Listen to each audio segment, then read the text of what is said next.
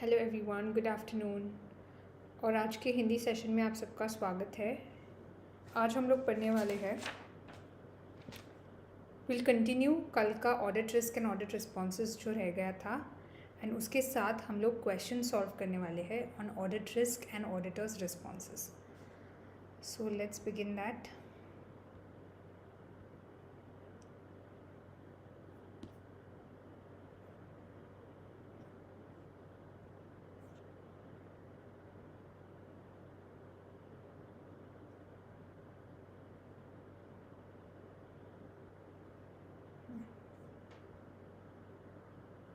So this is where we stopped yesterday, the performance materiality.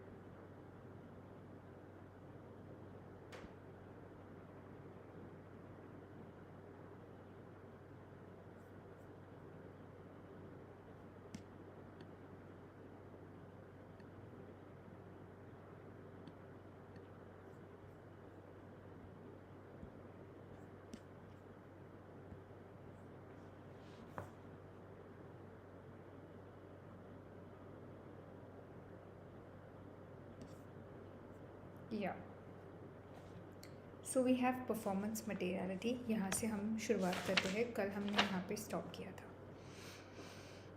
So yesterday we saw what is professional performance materiality.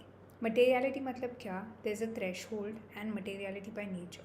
सो अगर एक threshold है कि समझो 0.5% to 1% के ऊपर के आइटम्स मटेरियल है। सो से फॉर एग्जांपल 0.5 टू 1% आता है 500 to 1000. So anything above 500 is material for us. लेकिन if there is a situation wherein the misstatement is worth 400, it is not material. There is one more misstatement, again 400, again not material. One more 400, again not material. but जब हम लोग ये 400, 400, 400 का addition करते to 1200, so is 1200 material? Yes, definitely. So to address this issue, performance materiality came into question. अगर performance materiality नहीं होता तो ये जो individual amounts है which are below materiality, when you aggregate them together they become material. तो ये issue को solve करने के लिए performance materiality came into picture. So what is performance materiality? Performance materiality is the amount set by the auditor at less than materiality for the financial statements as a whole to reduce to an appropriately low level the probability that the aggregate of uncorrected or undetected misstatement exceeds materiality for the financial statements as a whole. So this is the amount which is set by the auditor less than materiality to address the issues of aggregation of uncorrected misstatement. Because individually 400 material नहीं था और एक 400 material नहीं था और एक 400 material नहीं था। जब आपने तीनों का एडिशन किया तो 1200 हो गया, तब तो मटेरियल हो गया। तो ये इशू को एड्रेस करने के लिए auditor came up with performance materiality.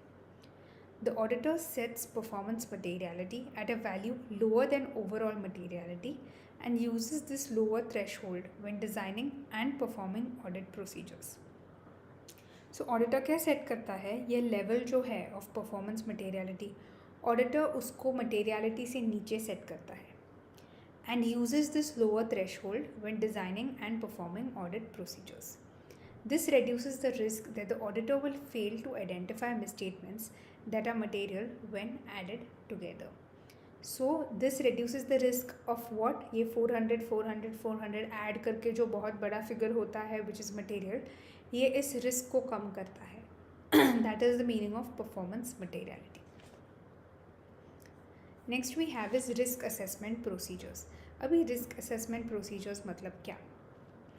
Company में बहुत सारे रिस्क होते हैं, yes, but the auditor has to identify the risk and the auditor has to solve the risk. Yes? So that is known as risk assessment procedure. What is the meaning of risk assessment procedures? Procedures conducted by the auditor to solve this particular risk. Okay, तो auditor क्या करेगा? The auditor should perform the following risk assessment procedures. First thing what the auditor can do is inquiries with management. पहले तो auditor एक independent बंदा है, उसको पता नहीं कंपनी में क्या हो रहा है. He is coming in the company, अपने टाइम के हिसाब से ऑडिट करता है और चला जाता है. ओके, ये इंडिपेंडेंट बंदा है, ये कंपनी में काम नहीं करता. इसको शेयर होल्डर्स लाते हैं, उसको भेजते हैं कंपनी में to find out and then फिर ही एग्जिट्स. तो पहले तो जब ऑडिटर एंटर होगा तो उसको पता नहीं क्या हो रहा है वहाँ पे. So what he will do first, if he wants to identify the risk, then he will inquire with management. Okay, वो मैनेजमेंट से इंक्वायरी करेगा. So inquiries with management of appropriate individuals within the internal audit function, if there is one, and others with relevant information within the client entity. Example, about external and internal changes the company has experienced. तो वो management से inquire करेगा, वो find out करेगा कि exactly problem क्या है.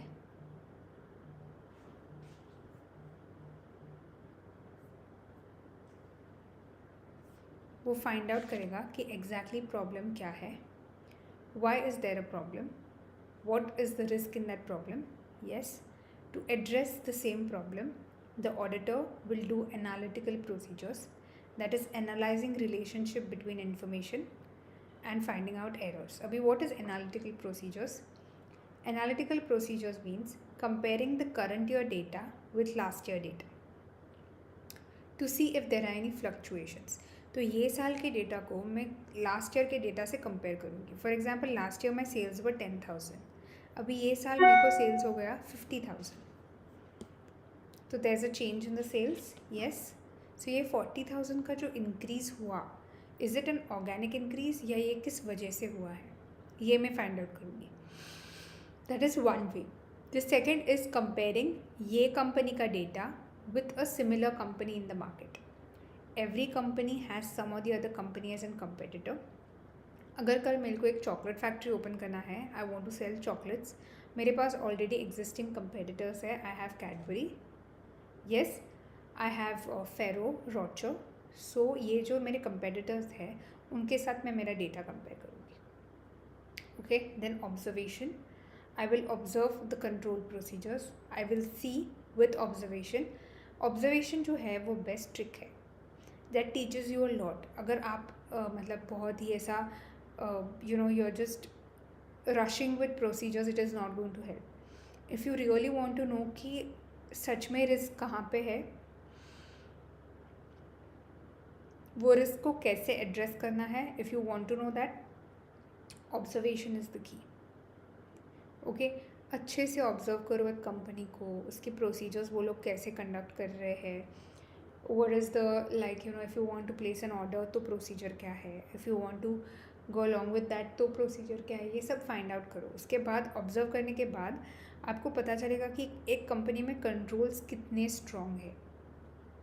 Okay, and the last one is inspection. तो आप खुद जाके इंस्पेक्ट कर सकते हो कि जो भी मैनेजमेंट बोल रहा है क्या ये सही बोल रहा है या नहीं सही बोल रहा. Okay, so those are the risk assessment procedures.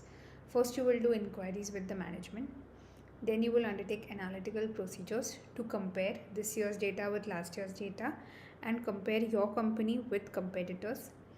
फिर आप ऑब्जर्वेशन करोगे ऑफ कंट्रोल प्रोसीजर्स, जो जिससे आपको पता चलेगा कि एक कंपनी में क्या कंट्रोल सही चल रहे हैं या नहीं सही चल रहे हैं.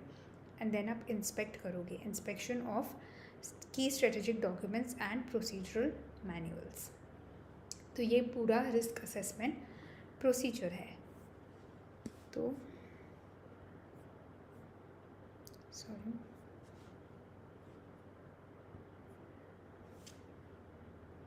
so these are the risk assessment procedures. Just go through it, just read through it and see.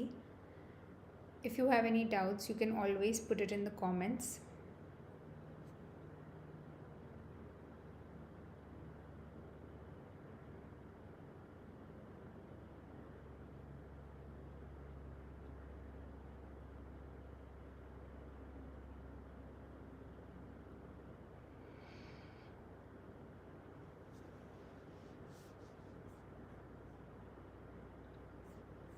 Next we have is analytical procedures.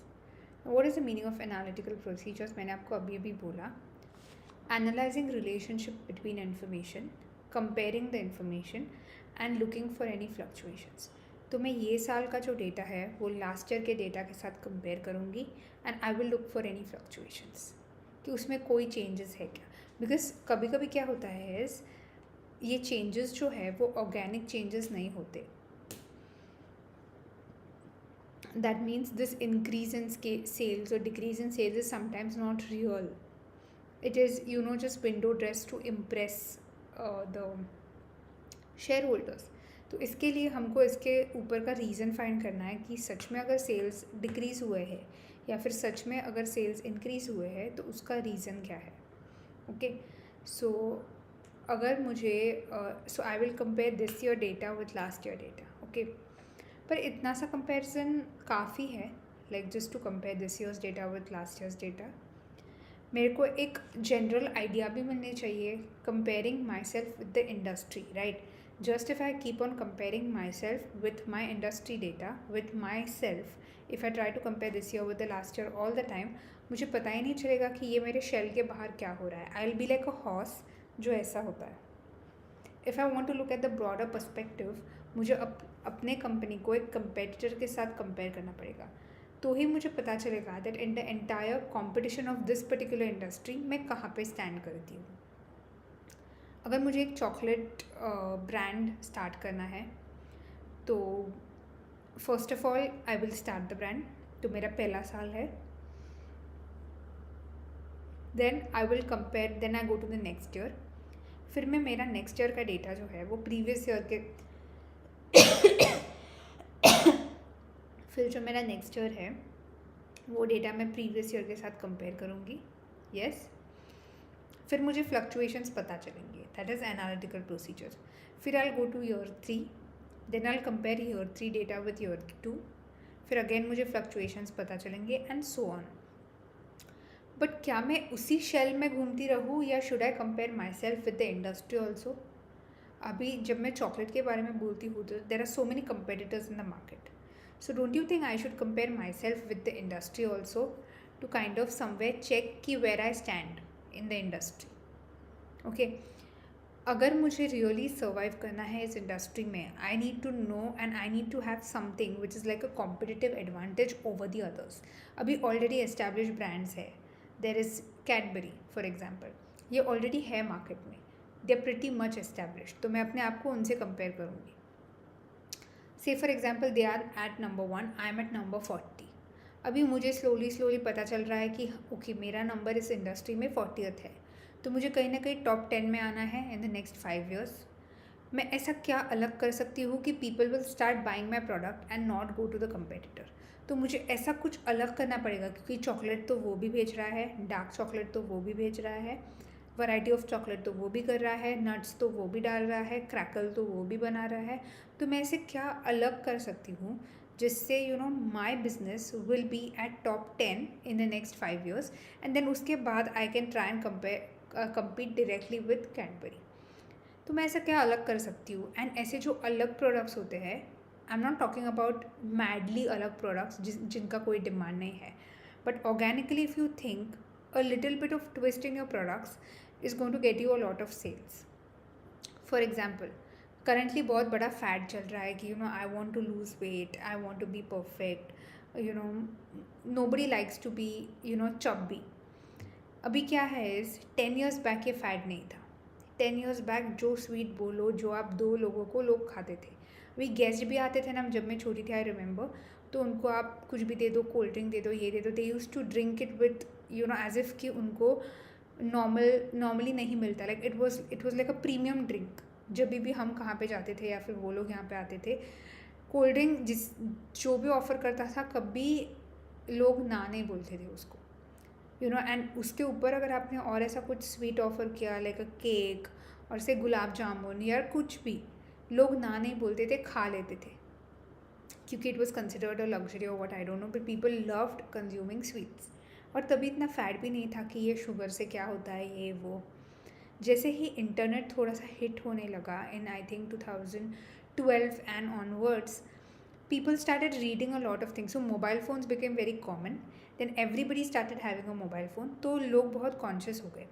कुछ भी अगर उनको कोई सिम्टम भी है तो वो गूगल करते थे. या दे stopped going to doctors. That is why there was memes also on that.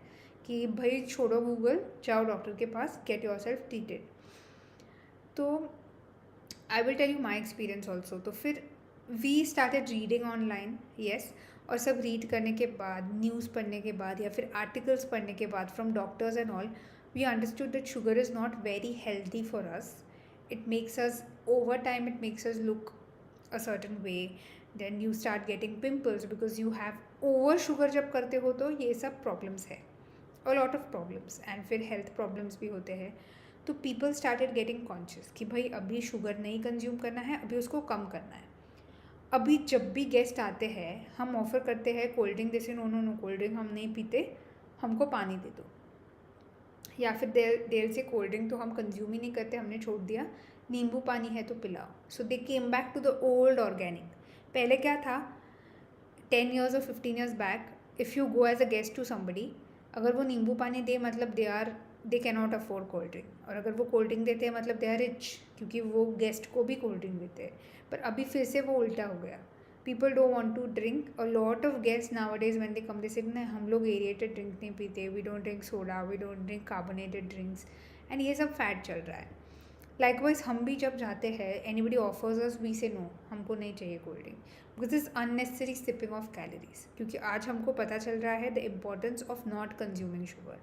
तो ऐसा थोड़ा बहुत चीट तो बीच में चलता है, लेकिन ये ऐसे मतलब पूरा ग्लास पीने से, हमने ऑनलाइन ही कितने यूट्यूबर्स और कितने इनका ये देखा है. If there is 1 glass of any drink you take, 3/4 of that glass is sugar. तो हमको इतना कंज्यूम करना ही नहीं है. उससे अच्छा कि मैं गुलाब जामुन खा लूँ या फिर 1 स्कूप ऑफ आइसक्रीम खा लूँ.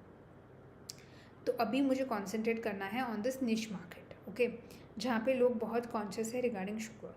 तो जब मैं बनाऊँगी chocolate, I will make chocolate in such a way that for teenagers and mid-20s and late 20s who are very conscious about their health, उनके लिए I will make sugar free chocolates. उनके लिए आई विल मेक गुड़ के chocolates. गुड़ is jaggery powder, okay. सो उसके chocolates. above 50 जो they're very scared about their health, diabetes, this that, again I will make for them something which is no added preservatives, no added sugar, again jaggery powder and something like that, okay, natural source of sugar or something like that, no preservatives. For kids I will make something fun with natural sources of sugar.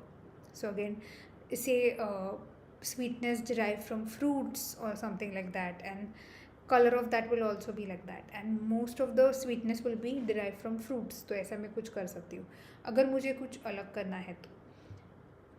yesterday only I got this Laddu from a local shop. एक local shop से मैंने एक लड्डू लेके आई. Laddu you all know right, it's like a ball. तो उसमें क्या था is the base was date, जो होता है ना डेट, खजूर, या उसकी सीड निकाल के, बहुत सारे खजूर की सीड्स निकाल के they made a dough out of it, they made a ball out of it, okay. उसको ऐसे मल मल के उसका एक बॉल बना दिया. वो बॉल में उन्होंने ऐड किया kaju, badam, pista, flax seeds, sunflower seeds and everything, okay.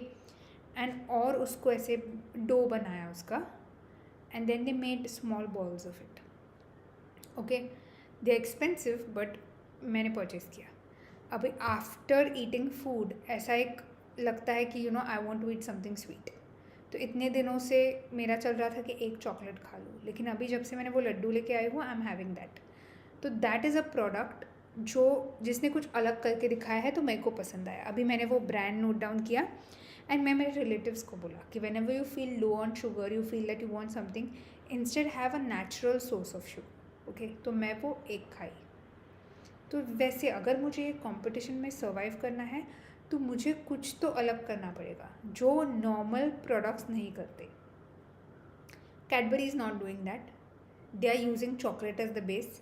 पर ये कंपनी ने क्या किया है, their base was khajur, that is date, right. Date was their base. वो लोग उसके चॉकलेट्स भी बनाते हैं and they freeze it and they cut it and give it to you bars. तो ये कंपनी ने कुछ अलग करके दिखाया जो कि अभी मेरे जैसे जो भी है उनको बहुत पसंद आया होगा. It's expensive but it's good. You get 12 laddus for 200, so it's very good. So that is analytical procedures. Just don't compare your data with your previous data, your next year data. Compare it with the industry. जब आप industry के साथ compare करोगे आपको पता चलेगा कि आपका लेवल क्या है, आप कहाँ पे स्टैंड करते हो, एंड देन आप इसको इम्प्रोवाइज कैसे कर सकते हो. अभी analytical procedures that the auditor follows. Auditor कौन कौन से एनालिटिकल प्रोसीजर्स फॉलो करता है. First one is help identify inconsistencies, unusual transactions or events, and amounts, ratios, and trends that might have audit implications. So, auditor will try to identify and try to find out any inconsistencies. Inconsistency मतलब last year the sales was 10,000, this year it is 1 lakh. तो इतना कैसे change हो गया? 10-20 हज़ार हम समझ सकते हैं, but इतना, so that is inconsistency. Any unusual transaction, one off transaction suddenly हो गया है. सडनली आपके बैंक में 1 लाख क्रेडिट हुए, सडनली आपके बैंक से 1 लाख डेबिट हुए. This is a very unusual transaction. तो उसके बारे में and amounts, ratios and trends that might have audit implications. Help identify risk of material misstatement due to fraud. Identify and assess aspects of the entity of which the auditor was unaware. Comparable information for prior periods. Again, you will compare your data with prior years. You will identify and assess aspects of the entity which the auditor was unaware.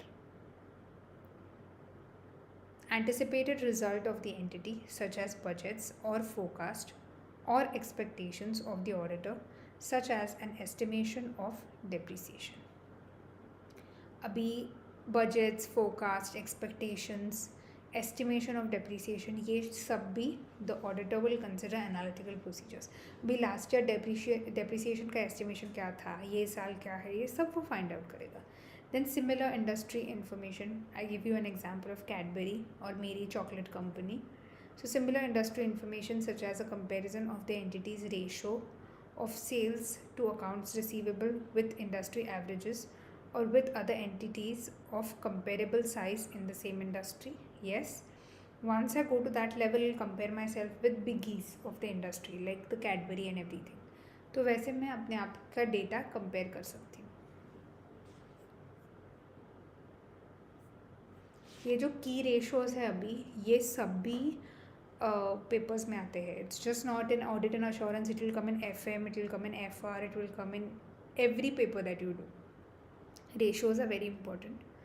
So the first ratio we have is the profitability ratio, that is GP, gross profit ratio, and operating profit ratio. So gross profit ratio is gross profit upon sales into 100. कल का जो हमने सम किया था, if you remember the ACCA के page पे, उसमें ये एक सम में था finding out the ratios. Okay, तो ये सेम था. तो मैंने रेशोज़ ले ली आज के रिवीजन में. तो एक बार रेशो से रिवीजन हो जाए तो आप वैसे का सम्स कर सकते हो. It can come for around 4 to 5 marks. Okay, the gross margin, gross profit upon sales into 100, operating margin, operating profit upon sales into 100, efficiency ratios में रिसीवेबल्स कलेक्शन पीरियड आएगा. अभी जब पीरियड फाइंड आउट करते हो तो वो days में होगा या फिर मंथ्स में. So it is receivables on upon revenue into 365 days. अगर मंथ्स चाहिए तो 12 months इंटू 12 कर लो, आपको मंथ्स में आंसर मिलेगा. Then payables payment, again period is in days और months. So payables upon purchase into 365 days. तो आंसर आपको डेज में मिलेगा. ऊपर का आंसर आपको परसेंटेज में मिलेगा. Inventory holding period again days में मिलेगा आपको. Inventory upon cost of sales into 365 days. Then asset turnover, revenue upon total assets. Then you have liquidity ratios. अभी लिक्विडिटी रेशियोज में क्या क्या आएगा? Current ratio and quick ratio. Current ratio is current assets upon current liabilities. Quick ratio is current assets minus stock, मतलब inventory को आप minus करोगे, बाकी सब same, divide by current liabilities. The next we have is investor ratios. अभी investor ratios में क्या क्या है? First is gearing. So borrowing upon share capital plus reserves. Gearing मतलब क्या? How risky your company is. So आपके जो borrowings है, आपके जो लोन्स है, उसके हिसाब से आपका शेयर कैपिटल और रिजर्व्स कितने हैं कंपेयर टू योर बोरोइंग्स. तो that is your gearing. Then return on capital employed ROCE, profit before interest and tax upon share capital plus reserves plus borrowing. How much returns you're getting as compared to the capital that you have invested in the business. So you have invested share capital plus reserves plus borrowings, and you are getting how much profit before interest and tax. उसका comparison है. तो ये key ratios है. Please go through the ratios. Till then, I'll quickly check if there are any comments in the YouTube class. So,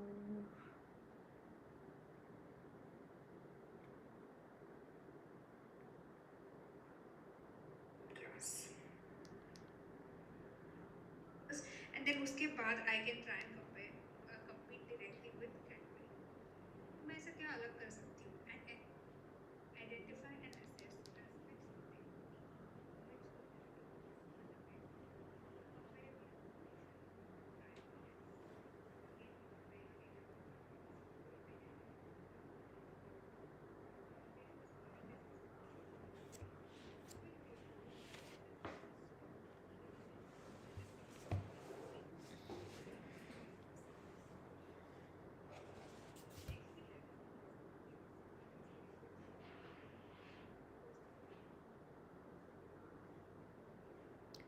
Now we'll take a break of 5 minutes and then begin with the question solving. Okay.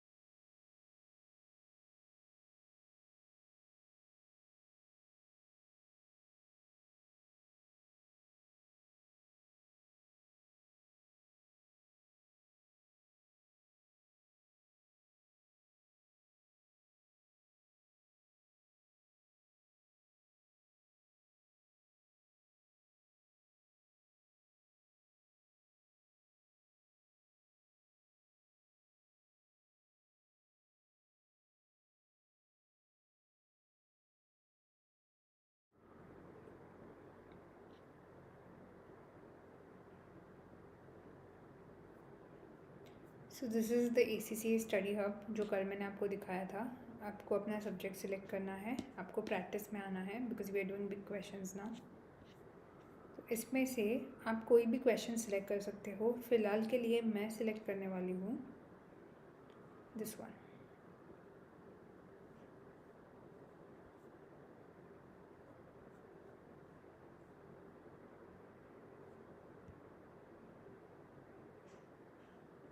Okay, अभी ये question है Sycamore Science. I will do the moment I do start practice मेरा question हो जाएगा start. तो okay, timer मेरा चालू हो गया. It's a 20 marker. यस, जब भी आपके सामने एक क्वेश्चन है आप पहले क्या करोगे? The first thing that you will do is आप रिक्वायरमेंट पढ़ोगे एंड देन आप क्वेश्चन पढ़ोगे. सो सेम आप यहाँ पे भी करने वाले हैं. पहले आप रिक्वायरमेंट पढ़ने वाले हैं एंड देन आप क्वेश्चन पढ़ोगे. So let's see the requirement first. State Mapple's and company's responsibility in relation to prevention and detection of fraud and error. तो मैपल कंपनी का prevention and detection of fraud and error का responsibility देखना है. Describe 6 audit risk and explain the auditor's response to each risk in planning the audit of Sycamore. अभी हमने theory किया audit risk का और कल भी हमने थोड़ा किया था, तो ये क्वेश्चन उसी पे है. ओके, सो आपको 6 ऑडिट रिस्क आइडेंटिफाई करना है and for every risk that you identify आपको ऑडिटर का रिस्पॉन्स भी देना है. Okay, so for every risk you identify आपको ऑडिटर का रिस्पॉन्स भी देना है. Then C part. Sycamore Company's new finance director has read about review engagement and is interested in the possibility of Maple and Company undertaking these in the future. However, she is unsure how these engagements differ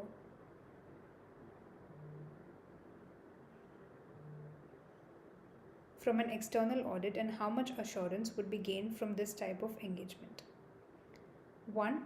Explain the purpose of review engagements and how these differ from external audits, and describe the level of assurance provided by external audits and review engagements. Okay, so this is the entire this thing that they have given. These are the questions. You understood what the requirement is. Now let's see what is Sycamore, what is Maple Company, who is what. Okay, Sycamore Company. It is 1 July 20x5. You are the audit supervisor of Maple and Company and are currently planning the audit of an existing client, Sycamore Company, for the year ended 31 May 20x5. So Maple and Company is your auditor, like audit firm. Okay.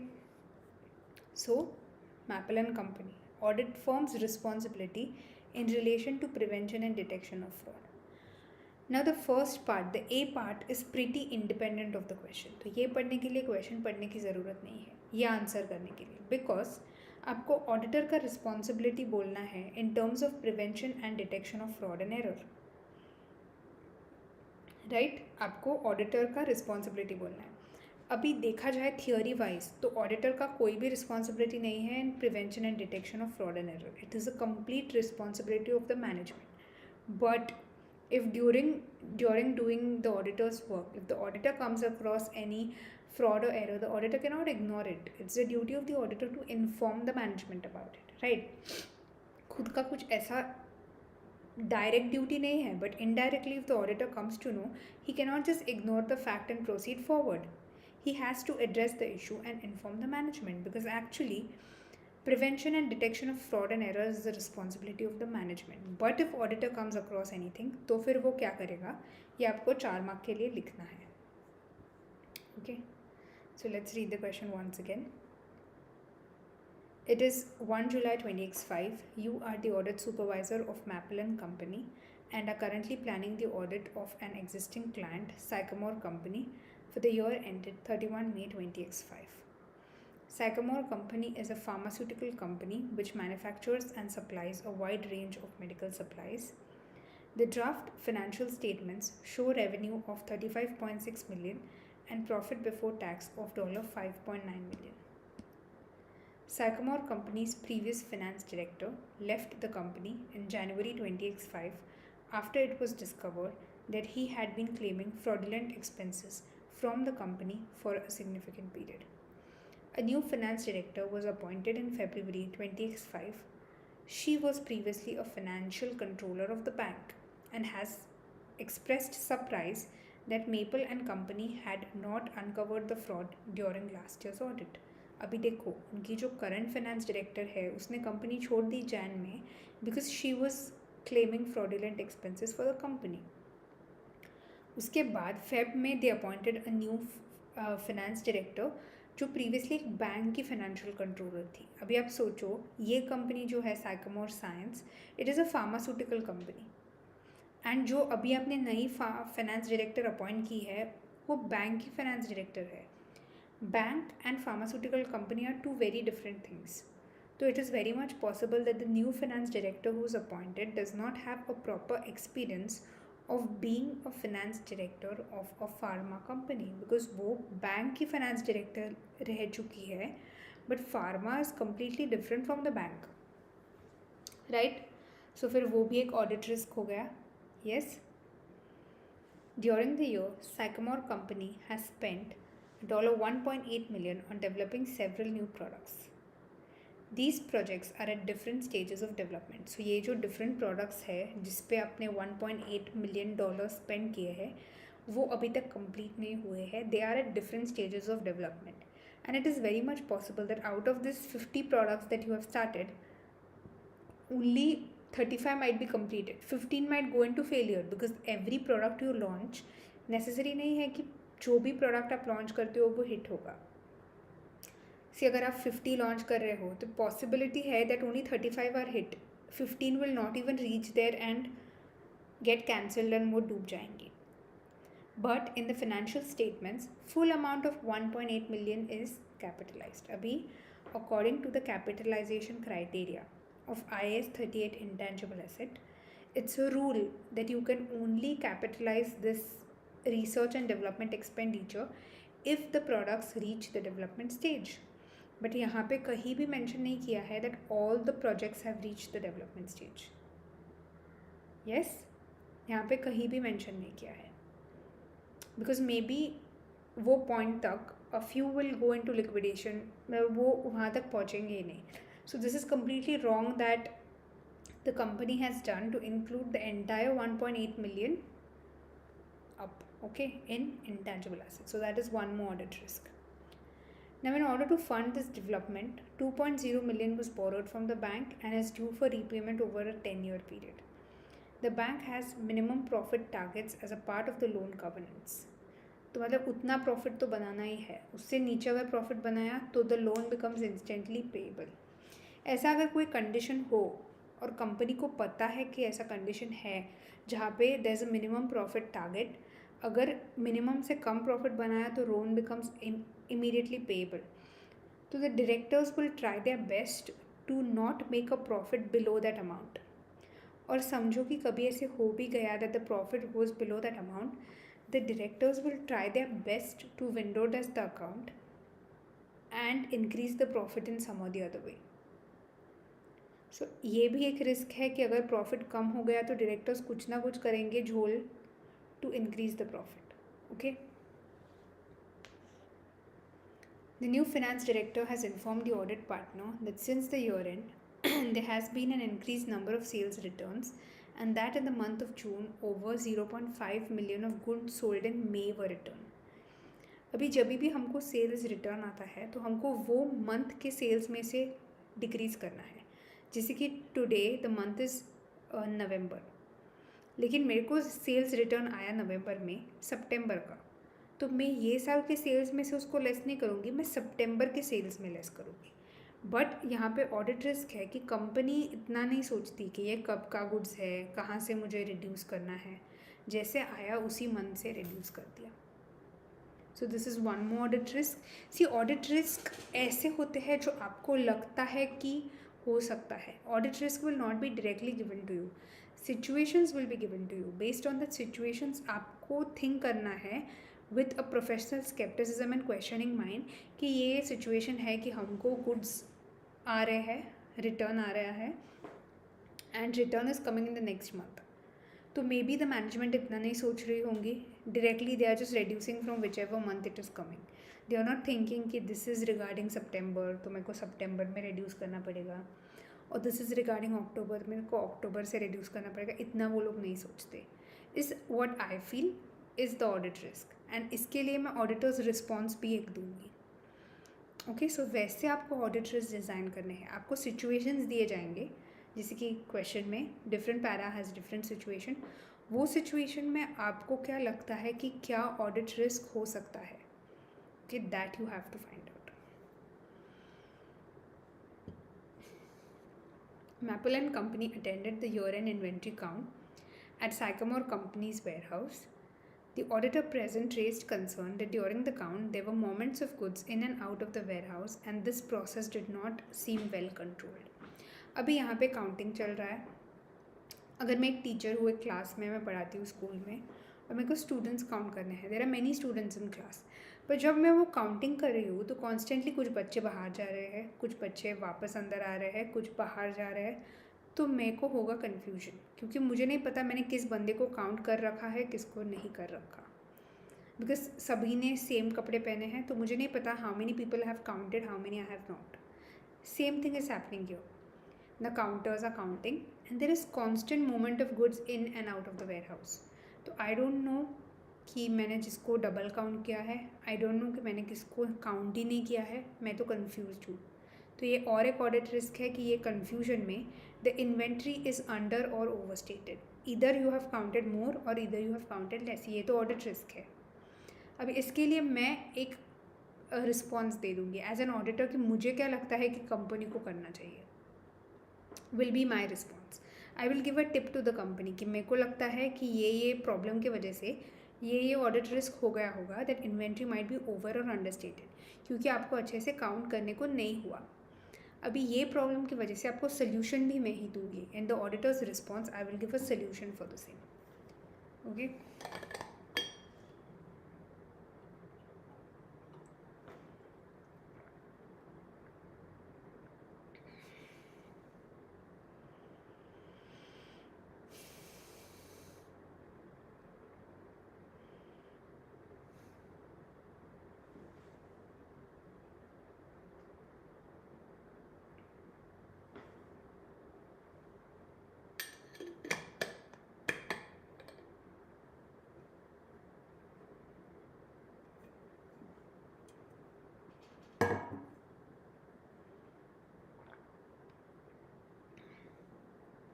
अभी last paragraph. One more situation.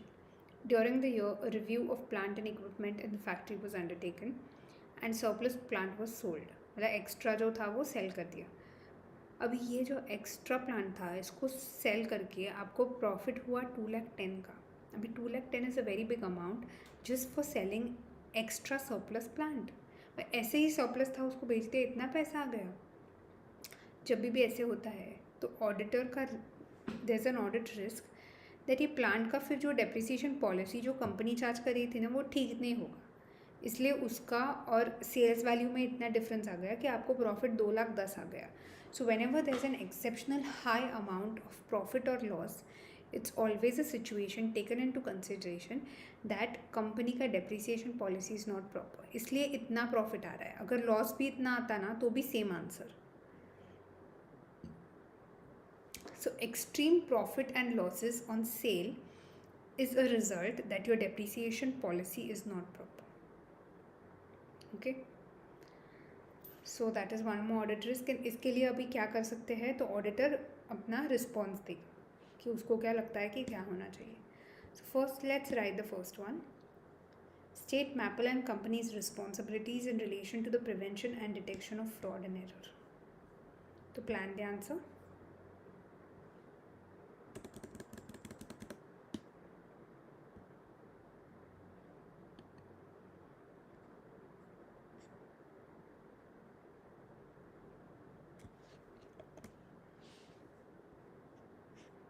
This is the A1.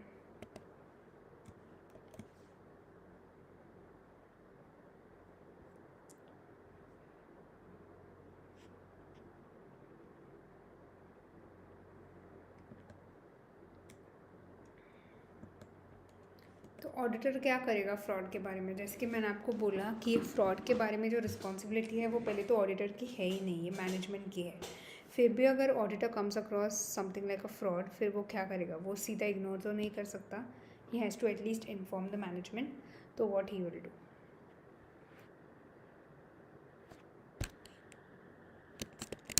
auditors are responsible for obtaining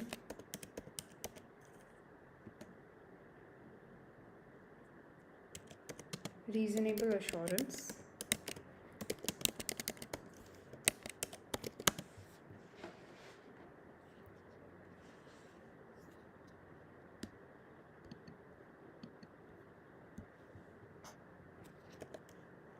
that the financial statements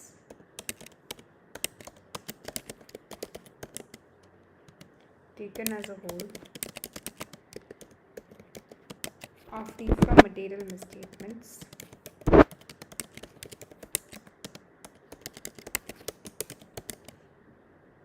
caused by fraud or error.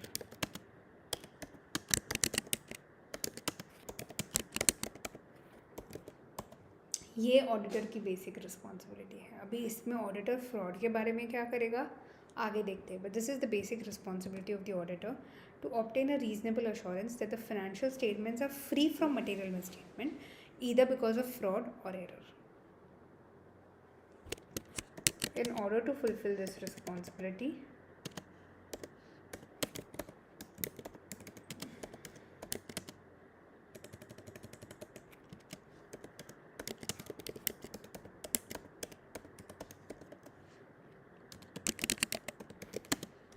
Maple and Company is required to identify and assess the risk of material misstatement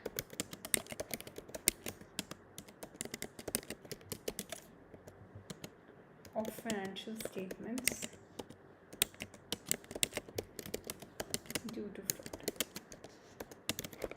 And to fulfill this responsibility, auditor का part है to identify and assess कि fraud और error के बारे में कोई misstatement तो नहीं है, yes, in the financial statements.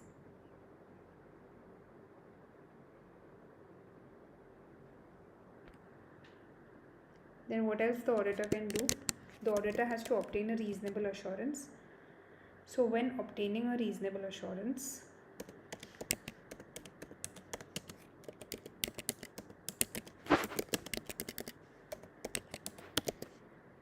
because that is the main duty of the auditor. So when obtaining reasonable assurance, Maple and Company is responsible for maintaining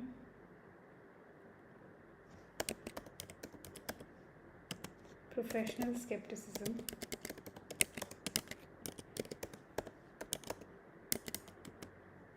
throughout the audit,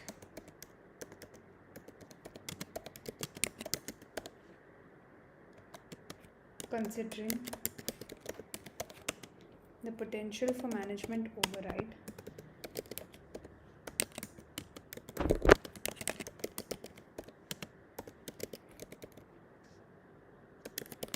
of controls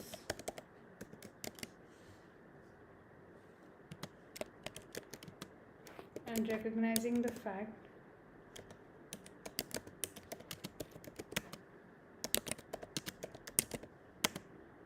that audit procedures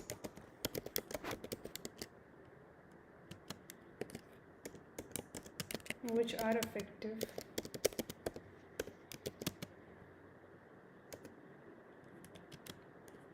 in detecting errors may not be effective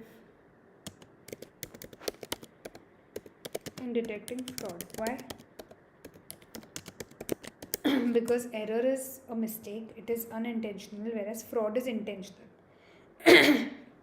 So when a fraud is conducted with an intention, they have already thought about all this. So all these tricks and tactics that you use to catch an error will not able to catch a fraud because जो fraud करता है वो ये सब सोच के करता है. तो ये जो आपके प्रोसीजर्स है जो इसको एरर्स को कैच करते हैं वो फ्रॉड को नहीं कैच कर पाएंगे क्योंकि जिसने किया है फ्रॉड उसको ऑलरेडी पता है कि आपके पास क्या है जो उसका फ्रॉड कैच कर सकता है, तो वो आपसे ऊपर सोचेगा. Okay.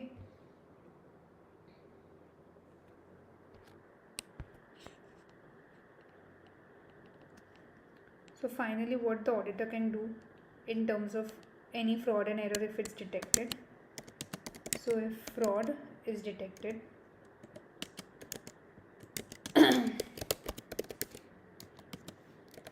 the auditor must report this to management and those charged with governance.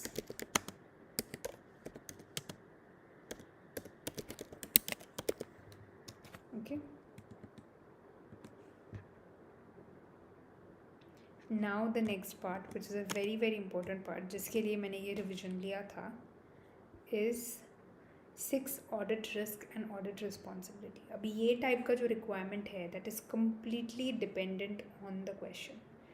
ये रिक्वायरमेंट को आंसर करने के लिए बार बार मुझे क्वेश्चन में से सिनेरियो उठाना पड़ेगा, उसके बारे में ऑडिट रिस्क ढूंढना पड़ेगा और फिर मुझे अपना रिस्पॉन्स देना पड़ेगा.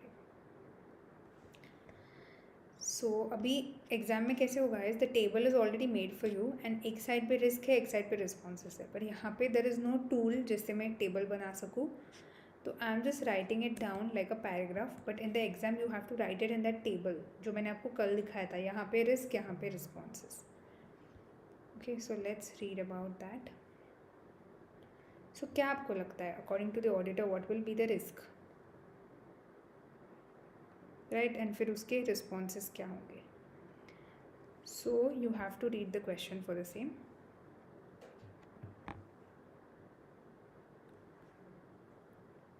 So pick up scenarios and from the scenario you can pick up. It is 1 July 20x5. You are the audit supervisor of Maple and Company and are currently planning the audit of an existing client, Sycamore Company, for the year ended 31 May 20x5. So 31 May is our year end. Yes. Sycamore is a pharmaceutical company which manufactures and supplies a wide range of medical supplies. The draft financial statement show revenue of $35.6 million and profit before tax of $5.9 million. Okay. Sycamore Company's previous finance director left the company in January 20x5 after it was discovered that he had been claiming fraudulent expenses from the company for a significant period. Company ने discover किया है कि ये बंदा बहुत सारा fraud करता था in terms of expenses. Okay, and after that he left the company.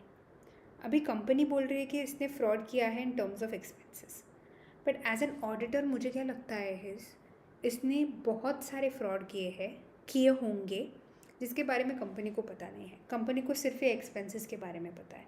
तो if you dive deep into the situation it may be possible कि आपको बहुत ज़्यादा फ्रॉड्स दिखेंगे. You will come across many more frauds. Yes, so there is a risk that he may have undertaken other fraudulent transactions which the company is not aware of. Company is only aware जितना हुआ है उतना, but auditor को लगता है कि और ज़्यादा हो सकते हैं. अभी मैंने एक situation लिया yes of this fraudulent thing और मैंने अपना व्यू दिया कि मुझे क्या लगता है कि इसमें ऑडिट रिस्क क्या होगा, एंड फिर मेरे को क्या लगता है कि इसमें मैं क्या दे सकती हूँ लोगों को, रिस्पॉन्स क्या दे सकती हूँ, like what tip I can give the company. So what I will do is I will discuss with the new finance director that what procedures are to be conducted in the company to find out more about the fraud. क्या कर रहे हैं ये company, like are they just इतना होके are they sitting silent और they are finding out more कि ये भी हो सकता है, ये भी हो सकता है, ये भी फ्रॉड हो सकता है, ऐसा कुछ है. In addition the team should maintain the professional scepticism and be alert to the risk of further frauds. अभी कंपनी को जो करना है करने दो, but me as an auditor I will have to maintain my professional scepticism and be alert to any conditions जिसके बारे में मुझे कुछ नया पता चले कि अच्छा ये इसने ऐसे भी फ्रॉड किया था, समझा. So that is the first one. मैंने एक सिचुएशन पिक किया, वो सिचुएशन के अकॉर्डिंग मुझे जो लगा एज एन ऑडिटर मैंने वो फ्रॉड लिख दिया, मैंने मेरा रिस्पॉन्स दे दिया. So the first one.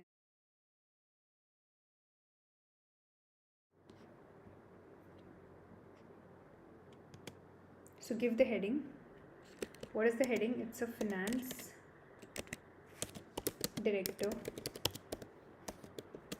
fraud. Okay. So Sycamore company's previous finance director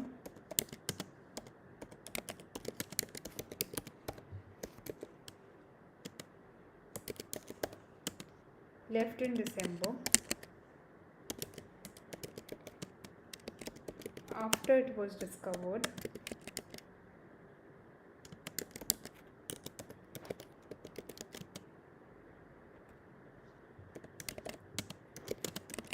that he had been committing fraud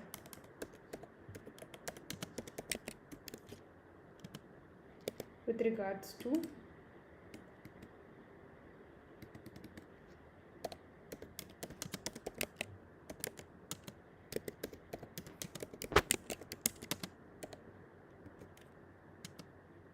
expenses claimed.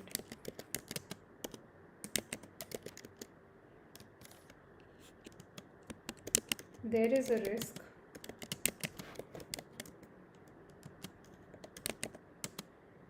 that he may have undertaken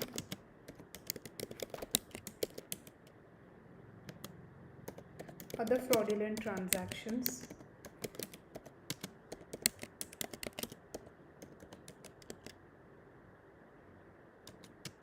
may be possible. मुझे ऐसे लगता है there is a risk after every situation. Now this was a situation पहले तो. अभी ये जो second paragraph है from there is a risk, वो लिखना पड़ेगा. ये एग्जामिनर खुद से अज्यूम नहीं करेगा कि अच्छा ये सिचुएशन है तो उसको ऐसे लग रहा होगा कि ये रिस्क है. आपको लिख के देना पड़ेगा उसको. There is a risk that he might have undertaken other fraudulent transactions and these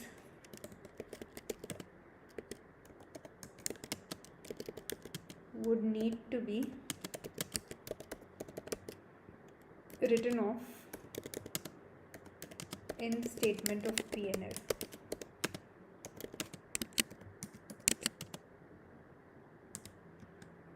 And the auditor will also tell you that if this is not solved, then what will happen.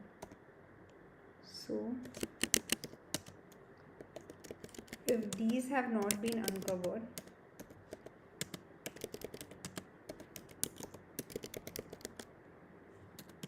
the financial statements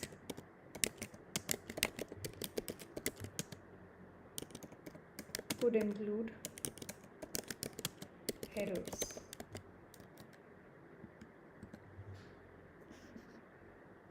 So what is the response? R is response. Okay.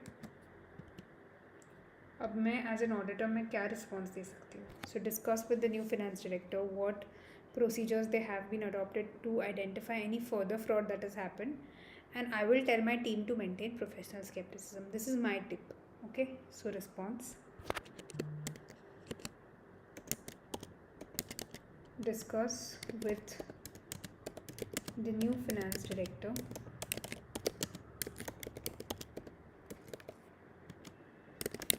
what procedures have been adopted to identify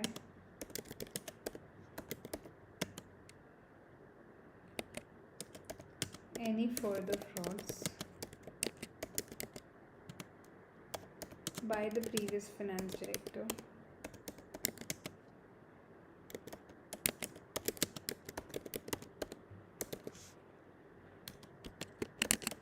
In addition,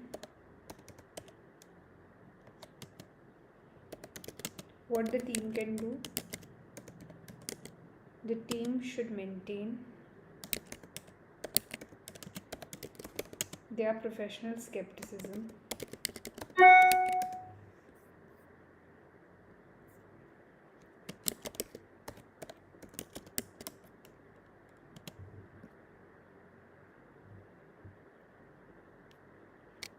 and be alert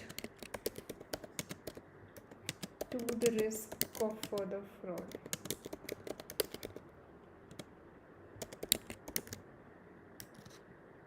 This is the first one. तो इसके लिए आपको 2 marks मिलेंगे, 1 for the risk and 1 for the response.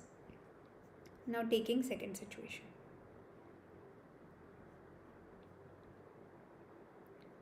A new finance director was appointed in February 2025. She was previously a finance controller of the bank and has expressed surprise that Maple and Company had not uncovered the fraud during last year. पहले तो ये बंदी पहले bank में काम करती थी. Now she is in pharma. Pharma and bank are very different. तो as an auditor मुझे लगता है कि she is not sufficiently competent to conduct the finance directorship of this company. And because of that the financial statement could include errors. ऐसा मुझे लगता है as an auditor. So that is the risk that I feel. Second one, I feel the competence of the finance director is not great because bank and pharma are very different. Her competence as a pharma I feel is not great. I'm not saying as a person but in the particular field. So competence of finance director. So the new finance director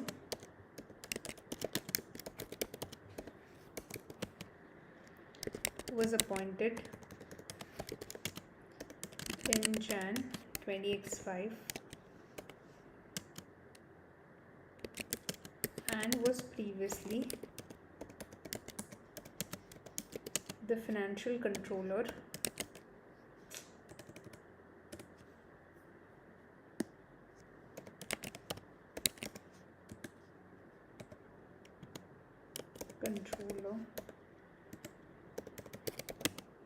of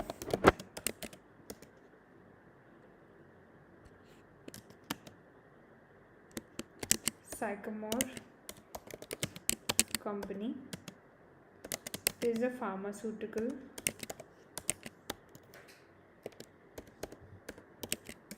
company which is very different from a bank.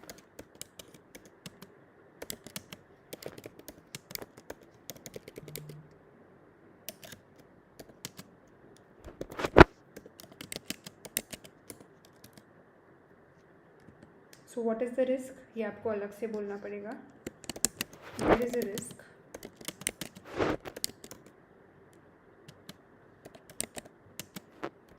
that the new finance director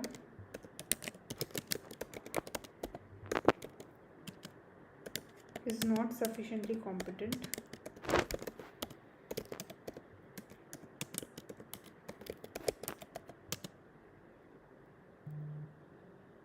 to prepare the financial statements.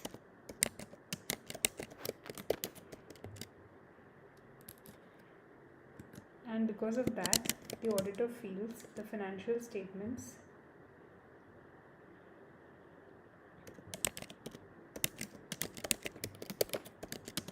could contain errors. अभी company को जो करना था उन्होंने कर दिया, उन्होंने उसको हायर कर दिया. अभी ये फैक्ट मैं चेंज नहीं कर सकती. As an auditor what I can do is I can advise on certain things, but I cannot change facts, as in I cannot tell the company that remove this person, take somebody else. ये मैं नहीं कर सकती. As an auditor, I cannot change the facts, but I can give a response to the existing problem. Okay? तो क्या response दे सकती हूँ मैं? What I can do is during the audit, I will tell my team members, let's be careful and let's keep it in our head that this person is not competent. तो हमको ज़्यादा काम करना है. So during the audit, careful attention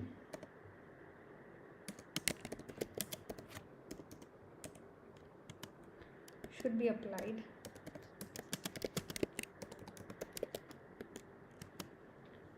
any changes in accounting policies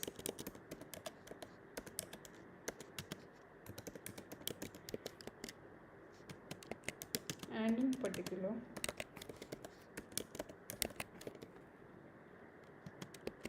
any key judgmental decisions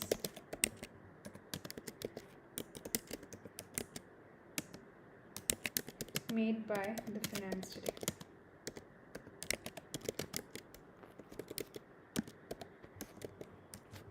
Okay, so that is the second one.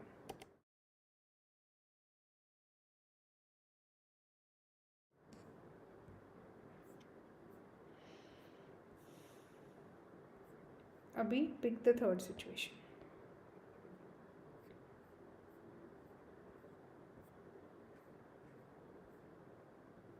अभी ये जो research and development cost expenditure है इसके बारे में, as I told you, the entire 1.8 million they have capitalized, but according to IAS 38 intangible assets, you can only capitalize an amount when the product reaches a development stage, and here clearly they have given that these projects are at different stages of development. That means your intangible assets are overstated. Okay, so this is an issue. Pick the issue, then find out the risk, what is the risk, and then give your opinion. So during the year, Sycamore company has spent $1.8 million on developing several new products. These projects are at different stages of development, and the draft financial statement show the full amount of $1.8 million within intangible assets. So we got our issue. Third one is development cost.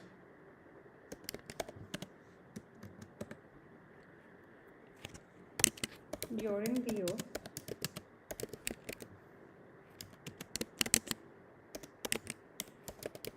Sycamore has spent $1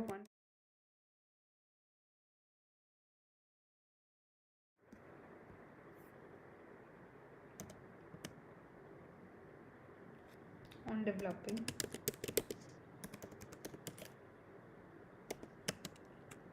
new products.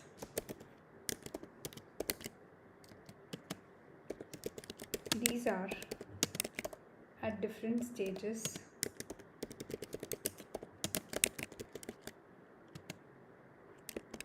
and the total amount has been capitalized as intangible assets.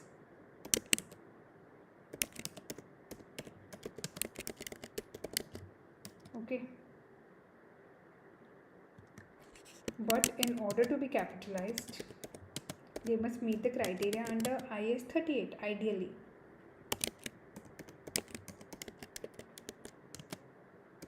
It must meet all of the criteria under IAS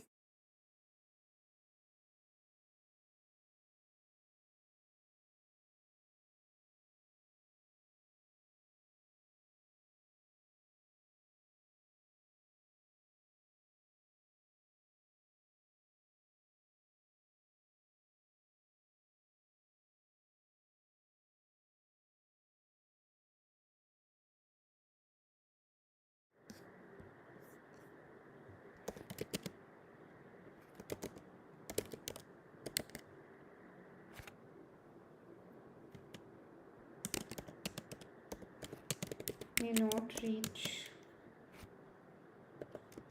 the final development stage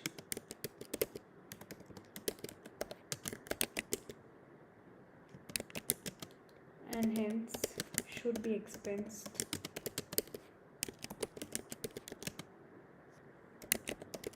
rather than capitalized. And because of this, what happens?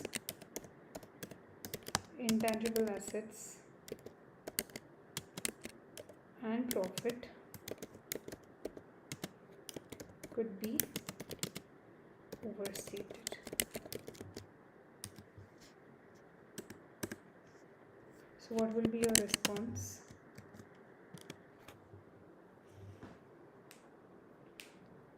Development cost should be broken down product wise, and only the products which reach the development stage should be capitalized. The remaining should be expensed out to P&L. This is my suggestion as an auditor. So a breakdown of the development cost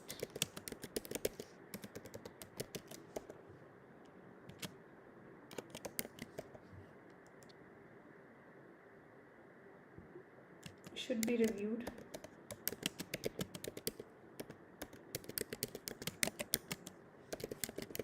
and tested in detail to ensure that only projects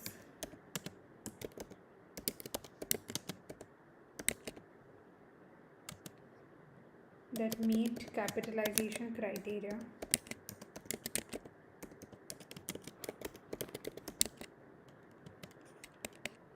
are included as intangible assets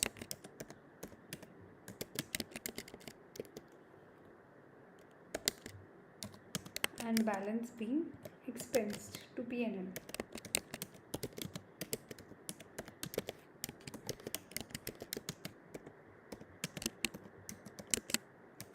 Okay.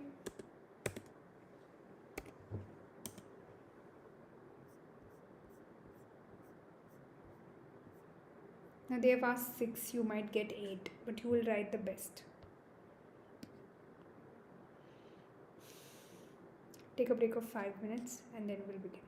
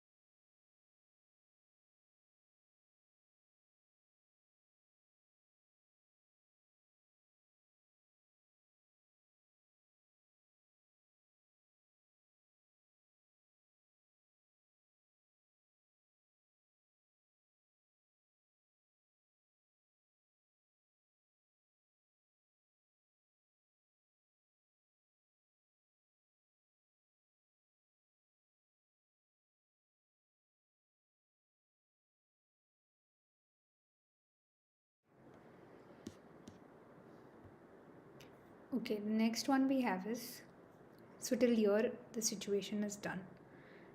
Now next,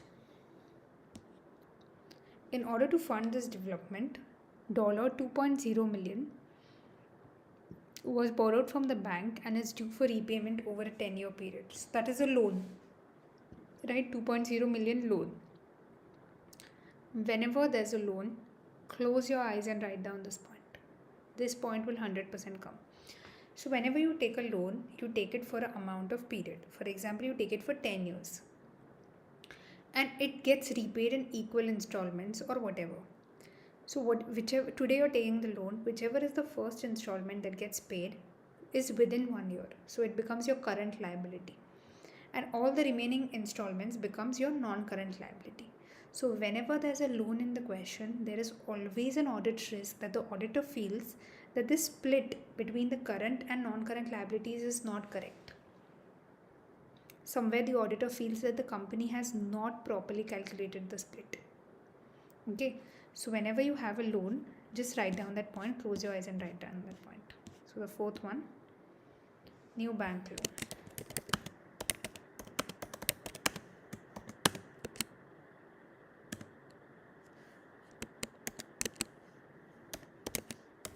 Sycamore company has borrowed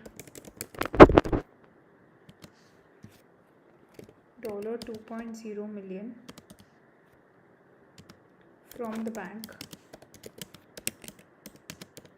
via a 10-year.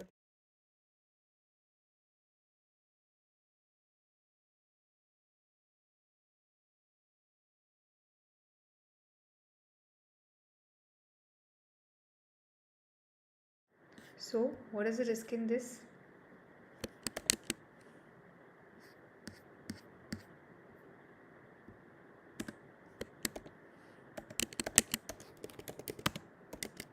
There is a risk that the loan is not split between current and non-current liabilities correctly.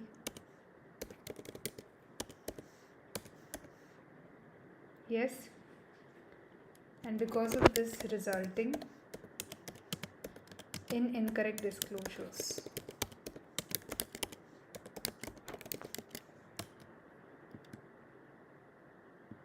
In addition, whenever you take a loan, if you are aware, you have to pay interest on the same. That interest calculation, the auditor feels that the company has not made properly, and this interest should be included in the finance cost. So the auditor feels that the company might have forgotten to include this interest. So that is the next point. In addition,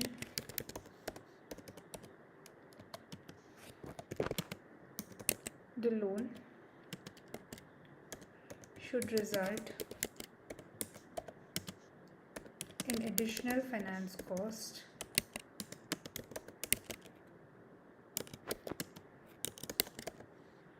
and because of this there is a risk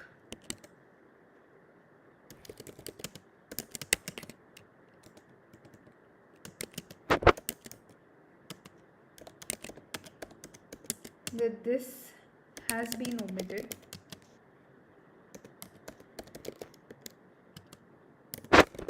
from the statement of P&L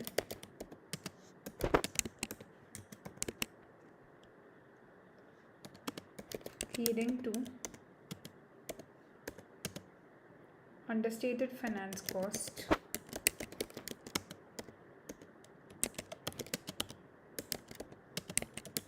and overstated profit. Now what can be your recommendation, the auditor's recommendation on this?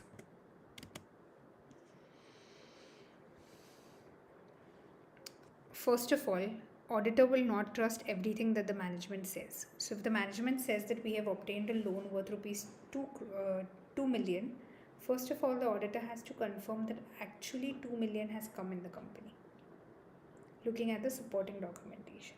Then auditor has to calculate and find out if the split between the current and non-current liabilities is proper and if they are in compliance with the relevant accounting standards.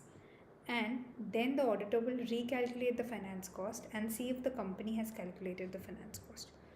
So first thing, during the audit,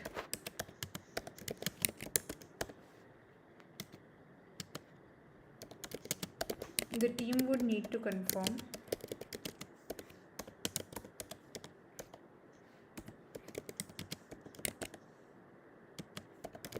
that the $2 million loan finance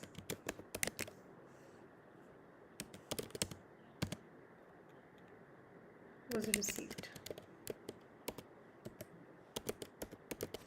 After that, in addition, the split between current and non-current liabilities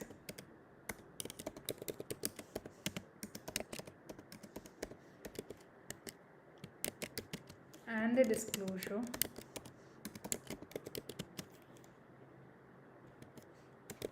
for this loan should be reviewed in detail.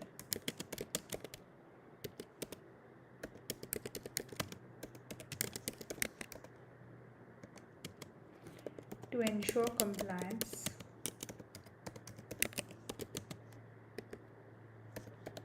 with relevant accounting standards.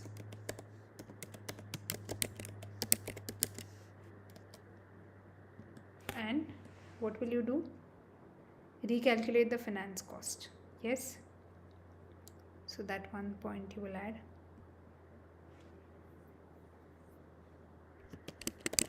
The finance cost should be recalculated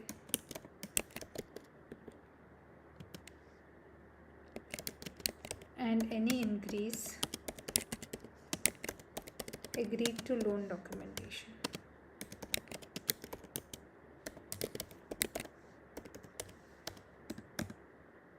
Okay, so fourth one is done.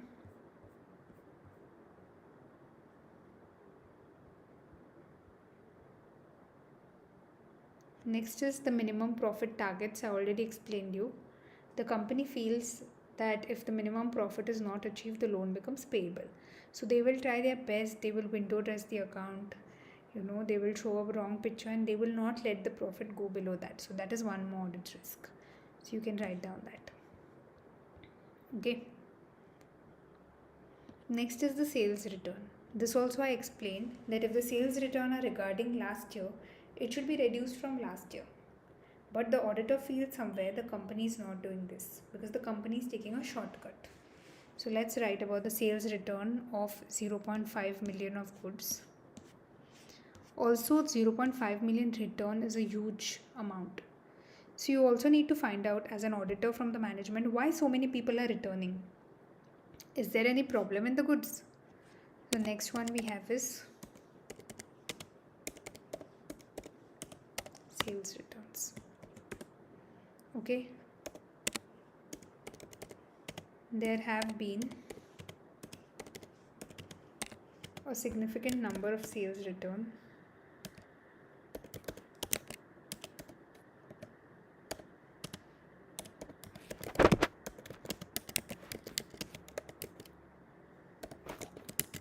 made subsequent to year end.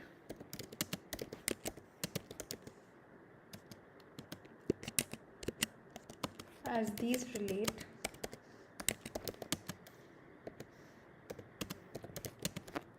to the pre-year end sales,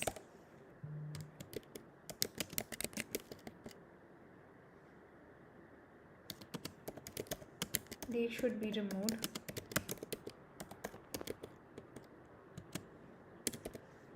from revenue in the draft financial statements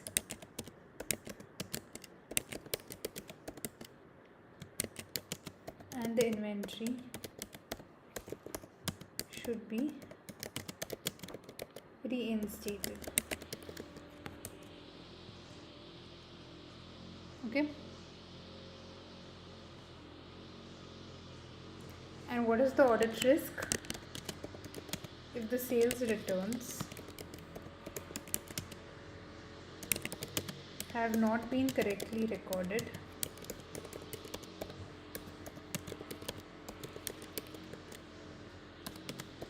then revenue will be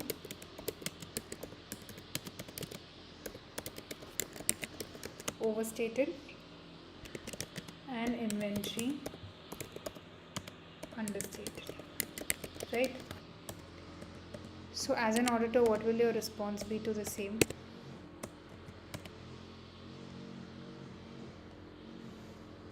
You have got so many returns, right? 0.5 million. So pick few samples from that and see what the company has done with the samples. If they have removed it from last year's sales or if they have removed it from current year sales. So review a sample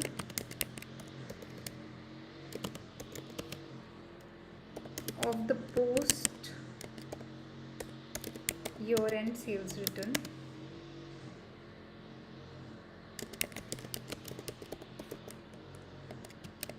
and confirm if they relate to pre-year-end sales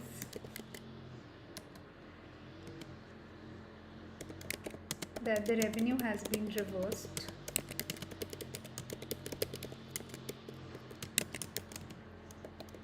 and the inventory included in the year-end ledgers. Also, as I told you, this is a huge amount of return, 0.5 million. So the auditor should also, out of utmost care for the company, discuss with the company that why so many people are returning, what is the problem. So in addition,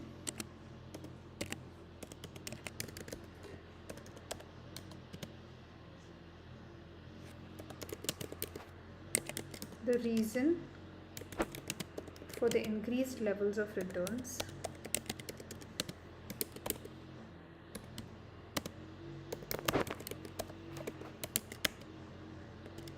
should be discussed with the management.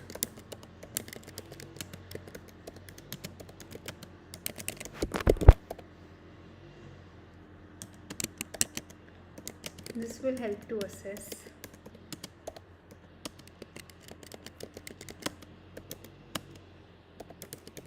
if there are underlying issues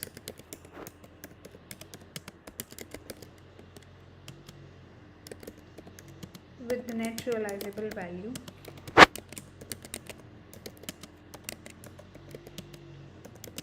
of inventory. Okay, so this becomes your fifth one, and the last one, which is the sixth one,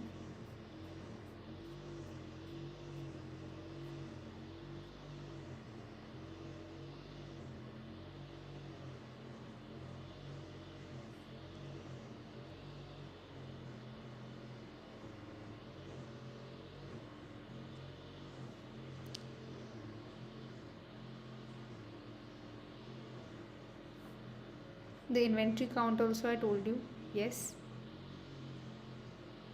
there were movements in the inventory count. So if there are constant movements, the inventory will be under or overstated because we cannot count the actual number of inventory. So you can write that point or this one. During the year, a review of plant and equipment in the factory was undertaken and surplus plant was sold, resulting in a profit on disposal of 2,10,000. So this is a situation, and as I told you, extreme profit and losses is an idea that your depreciation policy is not proper. So write the sixth one. You can either write that point or profit on disposal of TP. So I will write this one. Profit on disposal of PPE.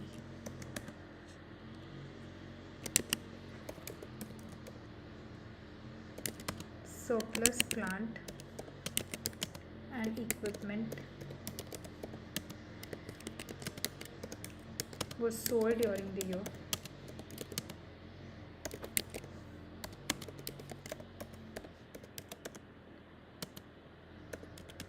in a profit on disposal of $210,000,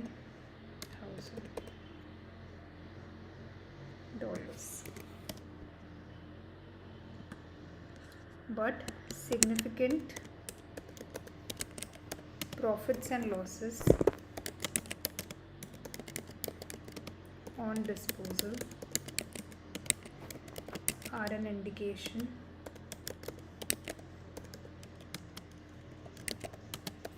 that the depreciation policy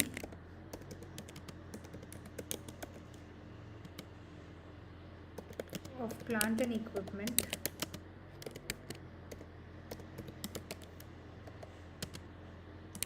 may not be appropriate, and depreciation may be overstated. Means since the depreciation is more, the written down value is less. So when you compare the written down value with the sale value, you get a huge profit or a huge loss. Okay, so depreciation may be overstated as a result.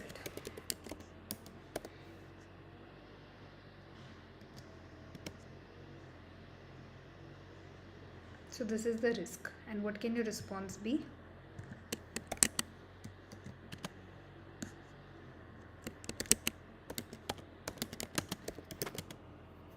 Discuss the depreciation policy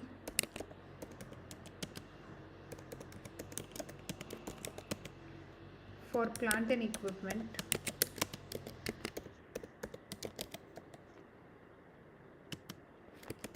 with the finance director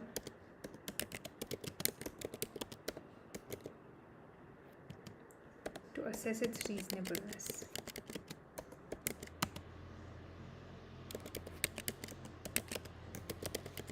And one more thing, recalculate the profit or loss on disposal calculations and agree all items to supporting documentation.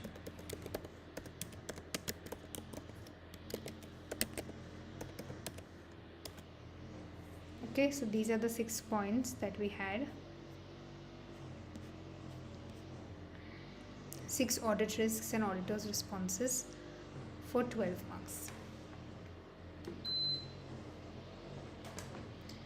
Now the next we have is explain the purpose of review engagements and how it differs from audit. So basically you have to give the difference between review engagement and audit. To all my students, those who have attended my lectures know हमने ये already class में किया था, but अभी मेरे नए students के लिए we'll do it once again. What is review engagement and what is audit?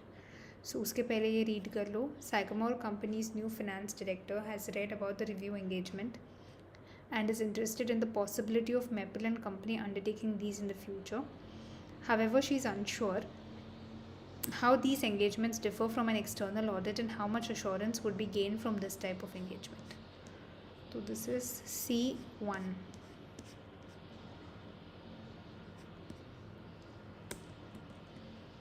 This is C part 1.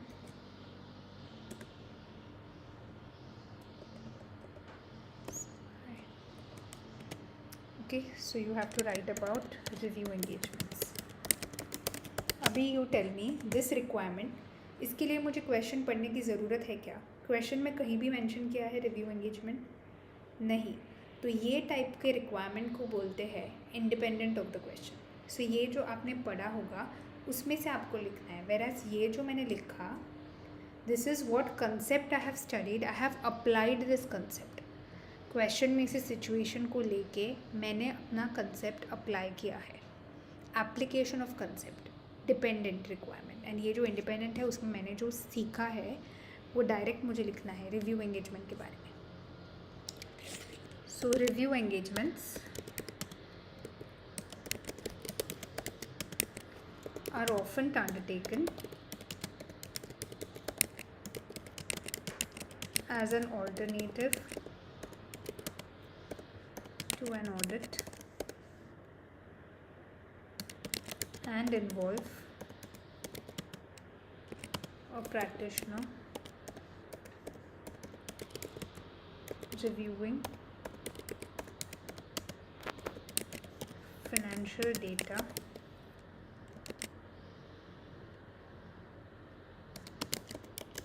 such as 6 monthly figures.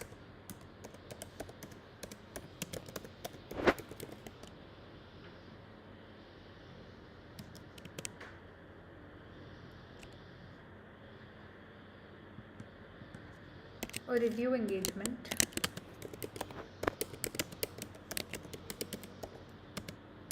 differs from an external audit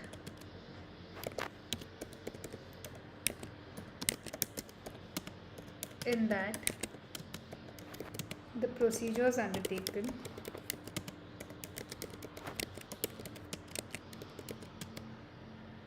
are not nearly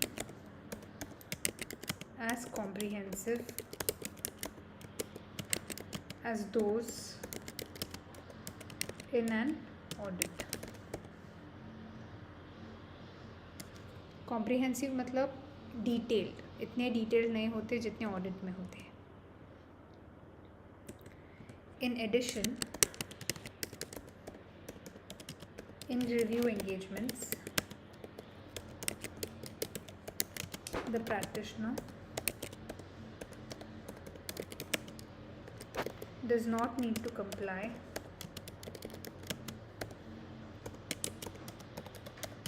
with international standards on auditing, whereas in external engagements you have to follow IIC.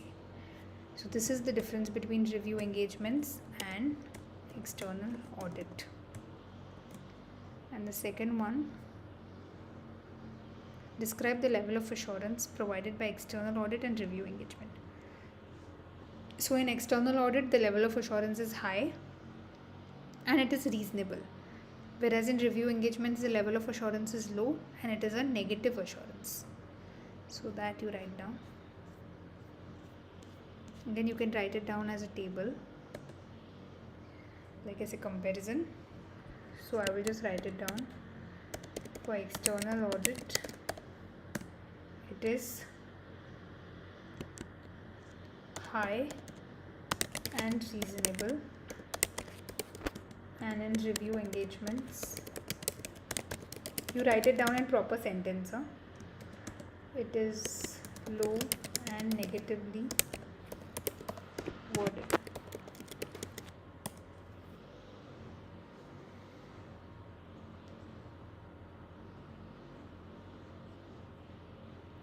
So you confirm the answer, you will get the right answer.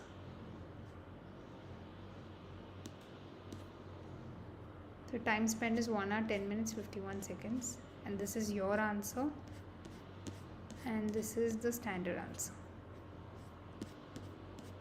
So see this, the level of assurance provided.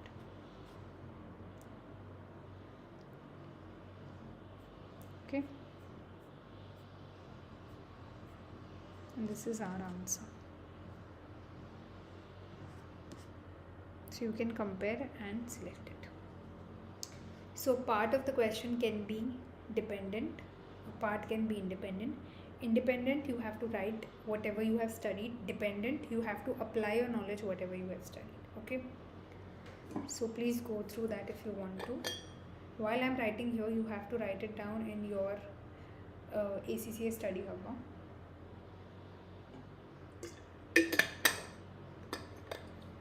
Theory paper को लिख लिख के ही practice करना पड़ता है. ऐसे नहीं है कि मैं यूट्यूब देख रही हूँ, मैं ऐसे बैठी हूँ. उसको आपको जब तक आप ये लिखोगे नहीं, आपको प्रैक्टिस नहीं होगी. So now we take a break of 5 minutes and then begin.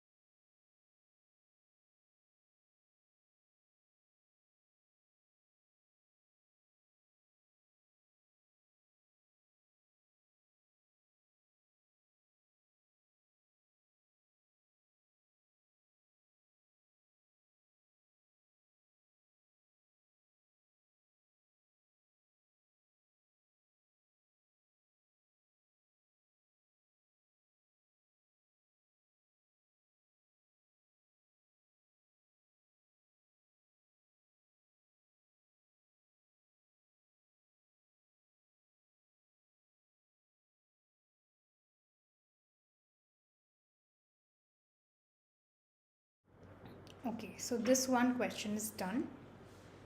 You guys must have got an idea of how to do it. Okay, so we'll do one more question. So you're done reviewing this.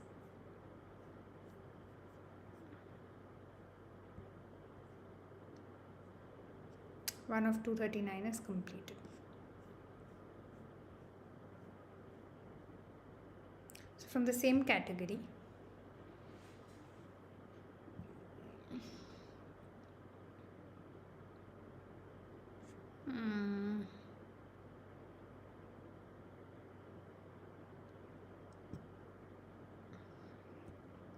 we'll do this.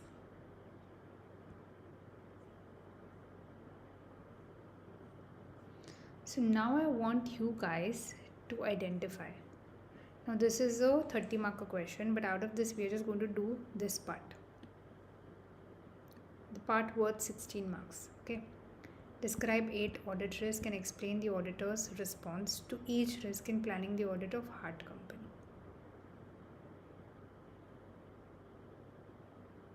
So now you understood what the question is asking. Start it. Till then I'll check if any comments, anybody has any doubts, then I will just check it on our live channel.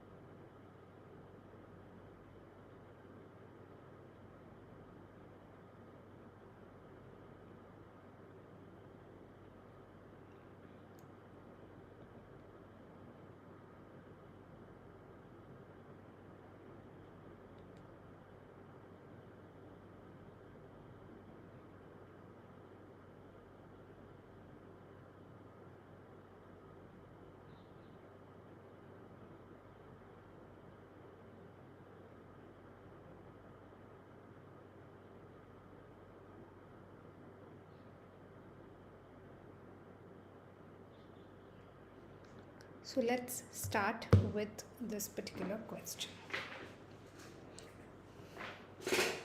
Okay.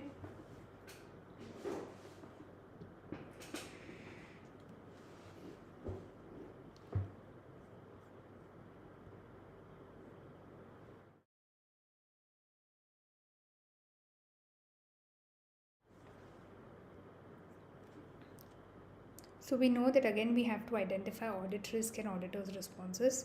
We have to identify 8, but we'll get more than that only. Hart Company. It is 1 July 20x5. You are an audit supervisor with Morph and Company responsible for planning the final audit of a new client, Hart Company, for the year ending 30th September 20x5.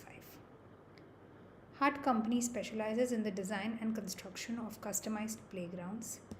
The audit manager recently met with Hart Company's finance director and has provided you with the following notes. So, Hart Company has a forecast profit before tax of $12.2 million. Last year it was $9.8 million.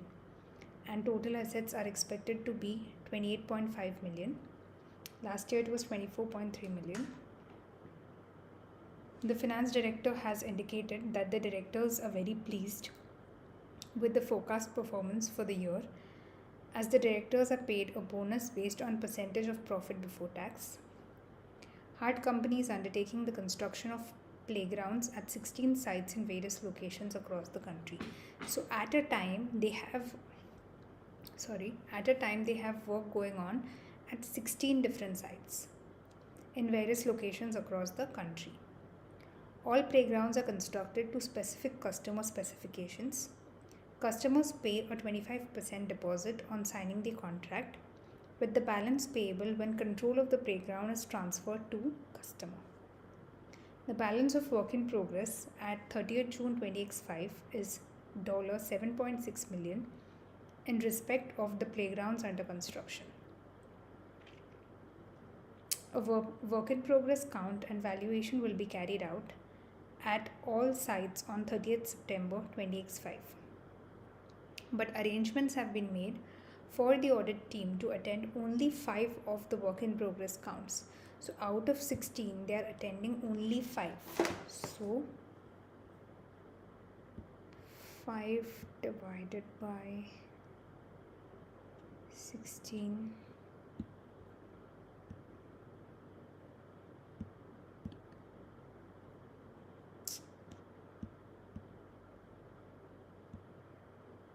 into 100.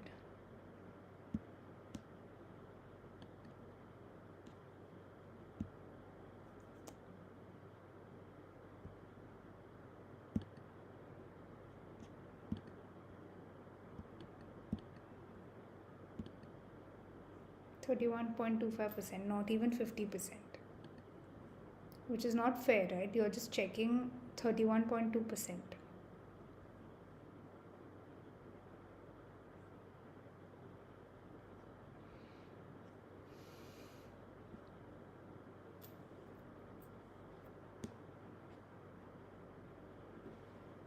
Hart Company offers its customers a warranty at no extra cost, which guarantees that the playgrounds will function as expected for the period of 3 years.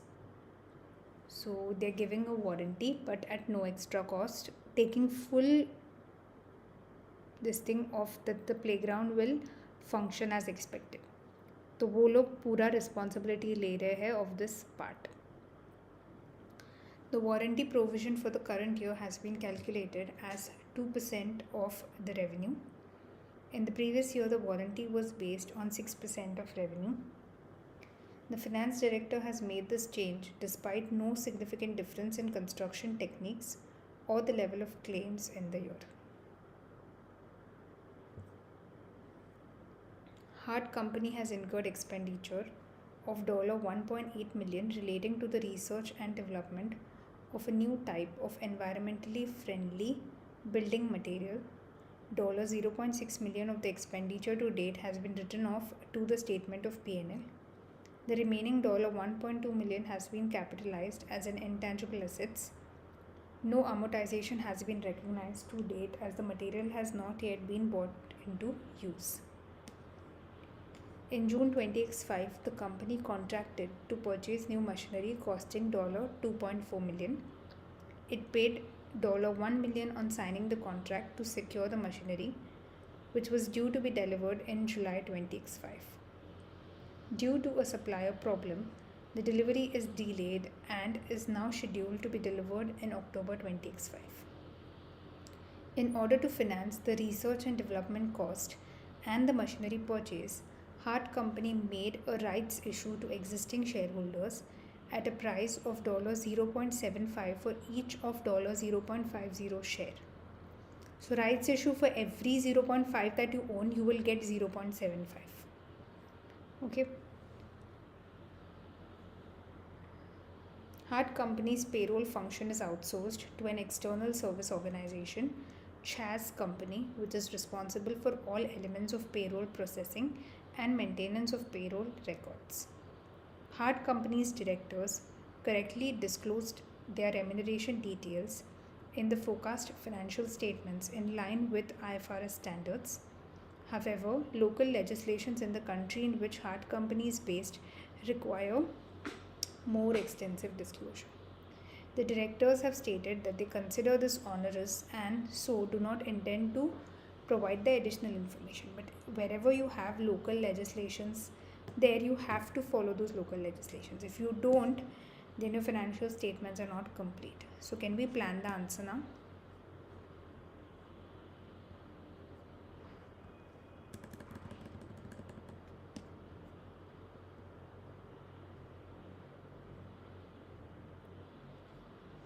So the B part, right?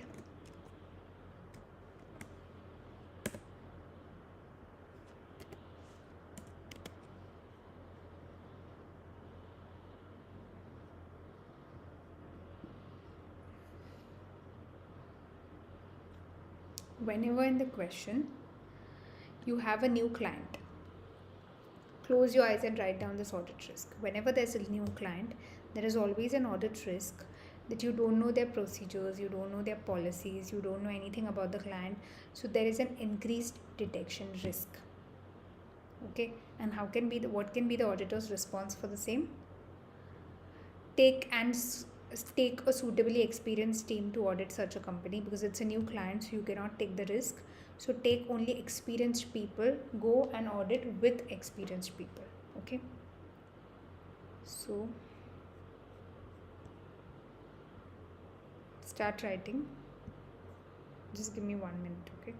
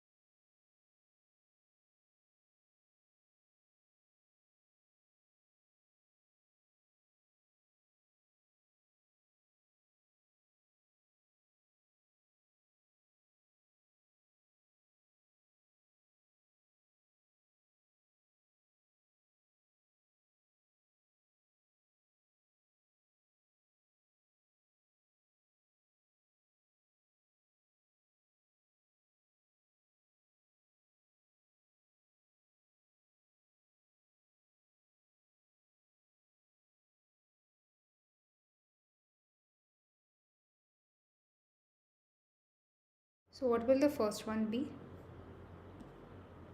New audit client.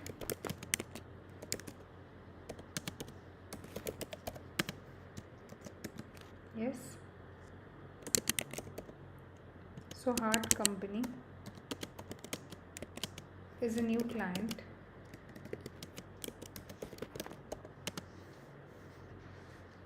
for Morph and Company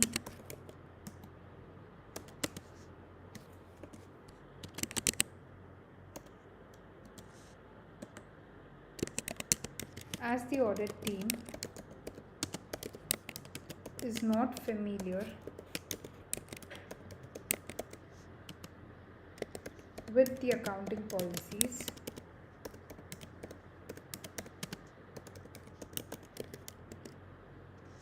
transactions and balances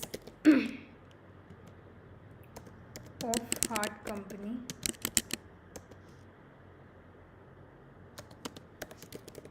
there will be an increased detection risk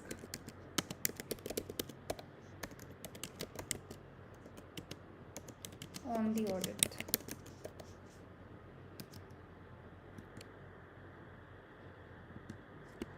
So that is the audit risk, and there is also less assurance on opening balance. Why?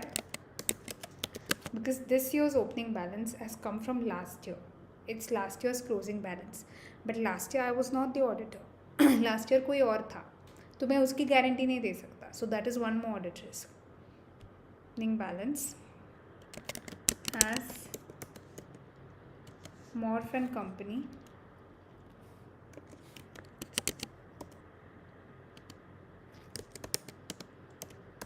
did not perform the audit last year.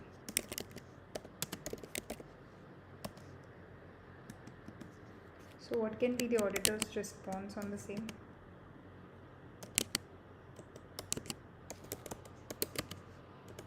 Smurf and Company should ensure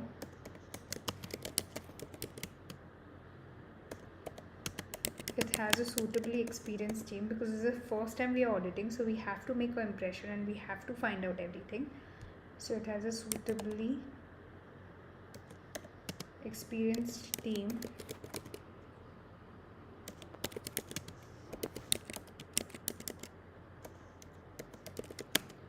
assigned to audit, and that adequate time is allowed for team members to obtain an understanding of the company, because you need to first understand about the company.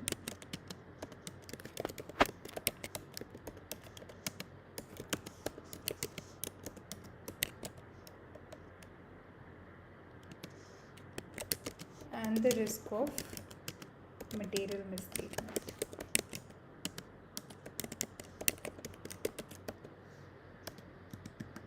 Okay, that is always the case. Whenever it's a new audit client, you always have to write this risk down. Okay, second one. We know that the finance director's bonus is based on profit before tax. Now, it's a human tendency. You want your earning to be maximum. So, if your bonus is based on profit before tax, you will obviously be motivated to overstate profit. अगर profit ज़्यादा होगा तो आपका bonus भी ज़्यादा मिलेगा. तो ऐसा एक ह्यूमन टेंडेंसी है कि मतलब मैं प्रॉफिट ज़्यादा से ज़्यादा दिखाऊँ, इससे मेरा बोनस भी बढ़ जाएगा. तो ये इशू है. अभी ऑडिटर ये इशू को कैसे एड्रेस करेगा? तो पहले तो इशू को लिख दो. Second issue is what? Directors bonus.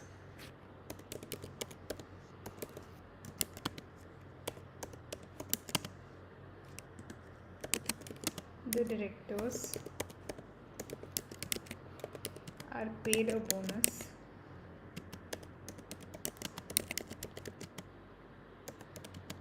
based on the percentage of profit before tax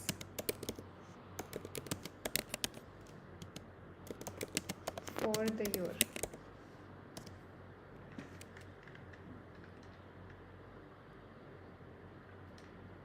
One second.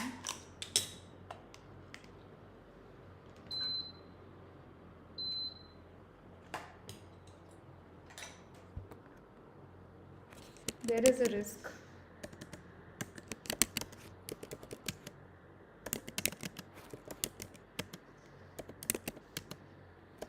that the directors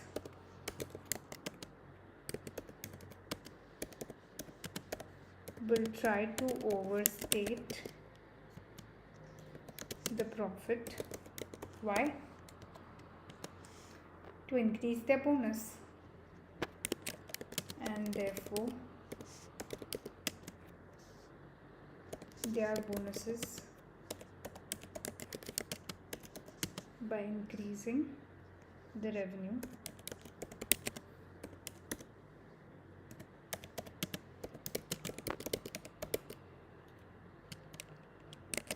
and income recorded, and they will try to decrease the expenses.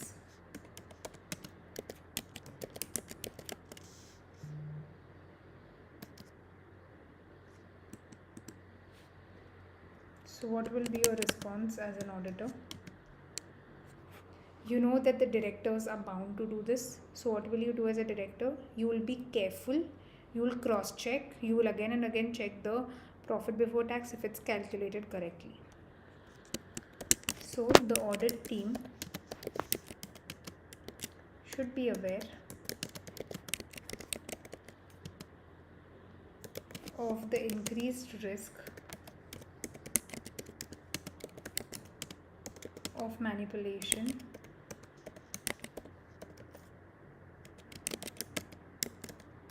and should assign more experienced audit members to significant estimates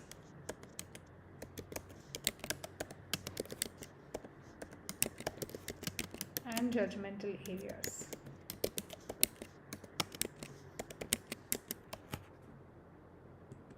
Also, adequate time should be allocated to the team members to check this, because अगर proper time इसको नहीं देंगे तो नहीं पता चलेगा, तो वो एक point यहाँ पे add कर दो. Then third one,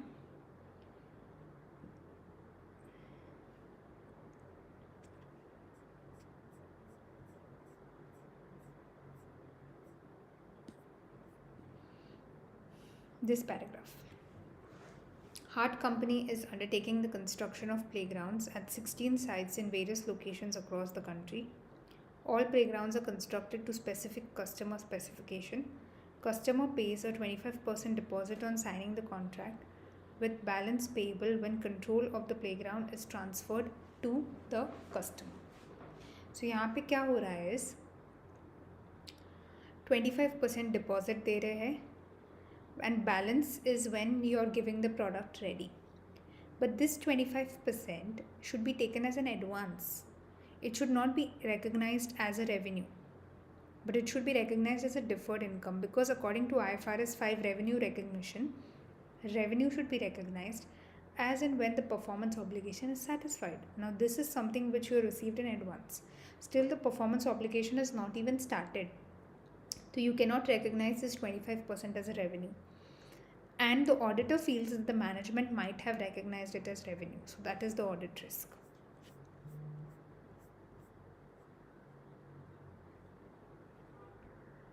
So customers pay a 25% deposit. Achha, first the heading. The heading will be revenue recognition.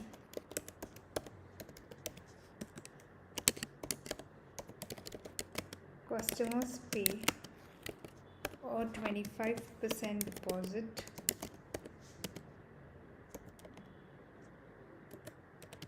on signing the contract to purchase the playground.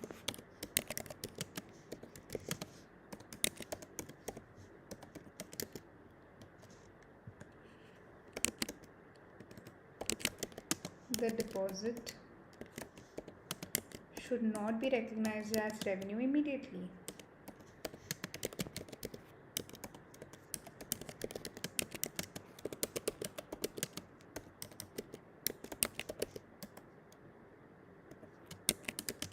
And instead should be recognized as deferred income.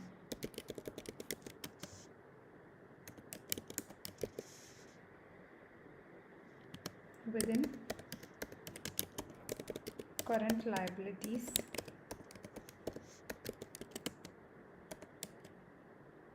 until the performance obligation has been satisfied. Right? As and when the obligation is satisfied,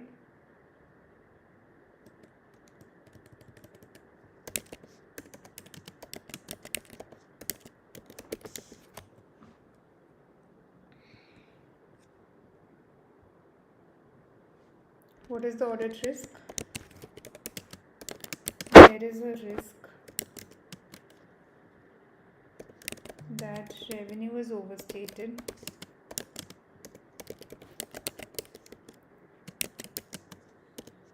and current liabilities understated.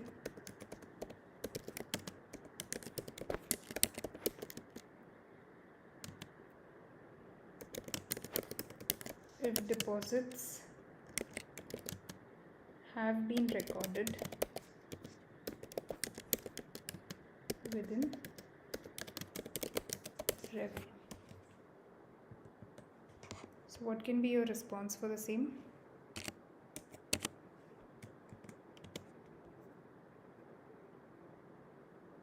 First of all, the auditor needs to read the contract carefully and understand the performance obligation कि okay ये है performance obligation, फिर उसके हिसाब से they will see that okay as and when the performance obligation is satisfied you recognize the revenue. So firstly, the audit team should obtain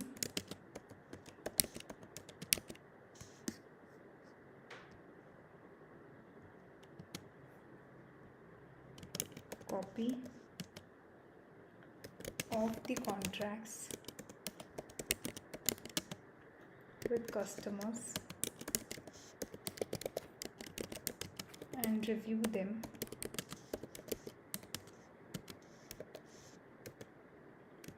to understand the performance obligation.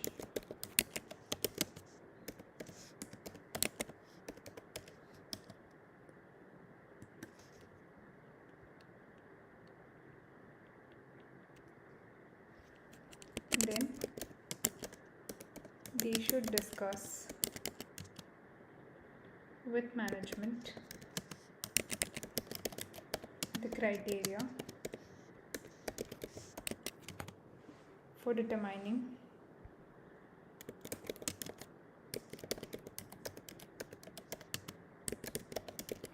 whether performance obligation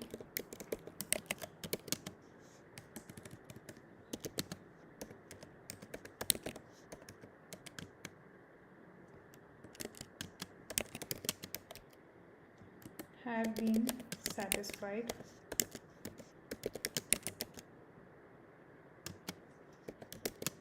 and the treatment of deposits received.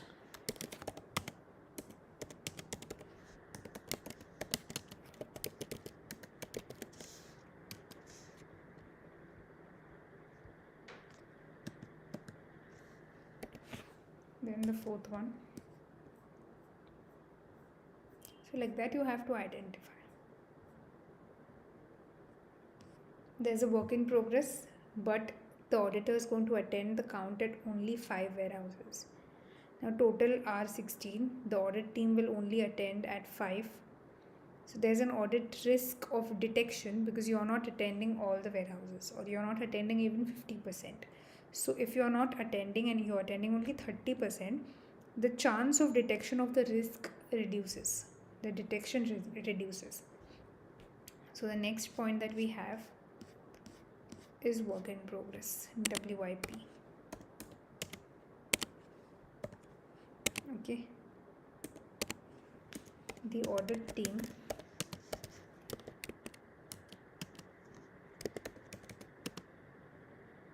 will only attend the work in progress counts at 5 of the 16 sites.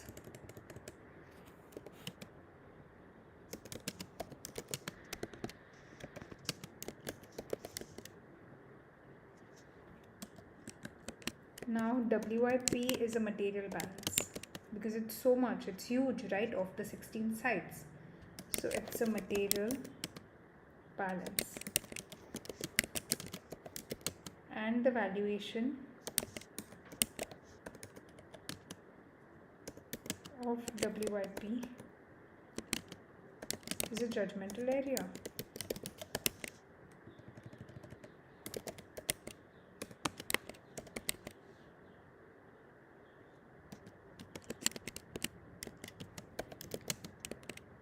As the audit team is not attending all sites, the detection risk increases.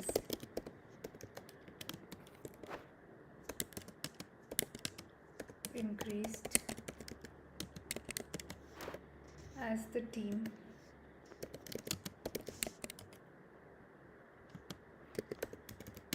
will be unable to directly obtain evidence relating to work in progress.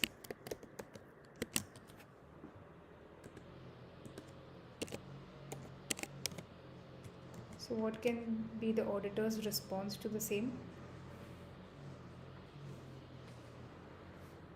Auditor should attend and select those sites where the work in progress balance is most material. Okay. So the auditor should assess which inventory counts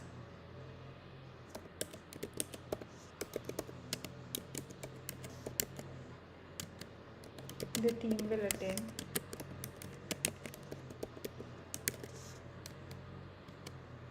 most likely with the most material balances should be attended.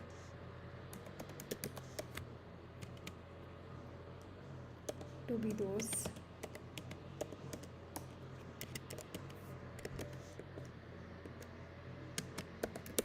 with the most material work in progress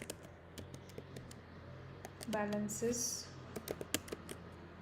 or which you think have greatest risk of misstatement.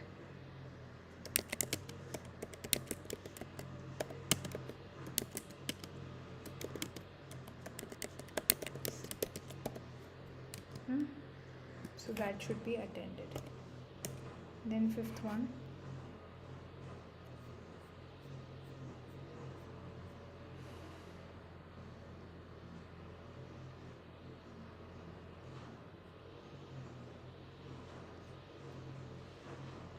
regarding warranty provision at no cost.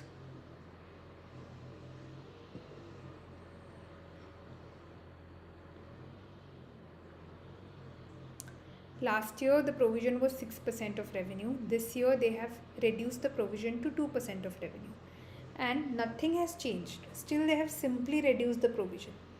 The finance director has made this change despite no significant difference in construction technique or level of claims. The level of claims are also exactly the same. Then why have you reduced it from 6% to 2%?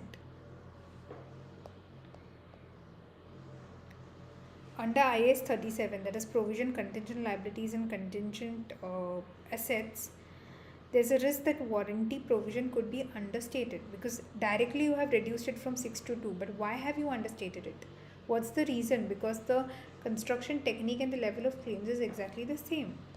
So the next one we have is regarding the warranty provision, that it is understated.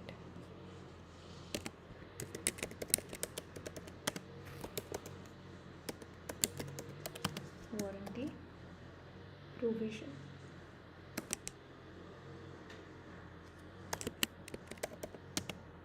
Hard company offers its customers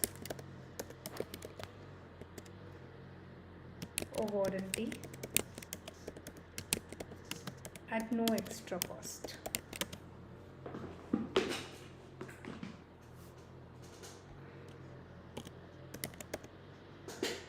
Which guarantees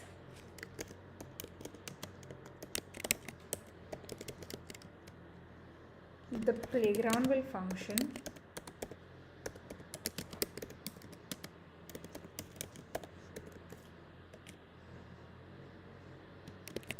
as expected for a period of 3 years. This is the warranty that is given. Okay. The provision was 6% last year, this year it is 2%. The provision is calculated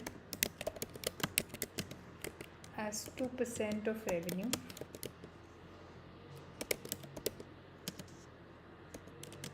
in the current year, whereas last year it was 6%.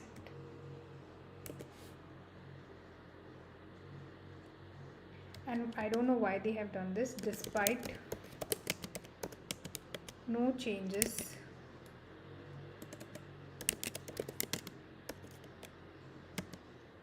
in the construction technique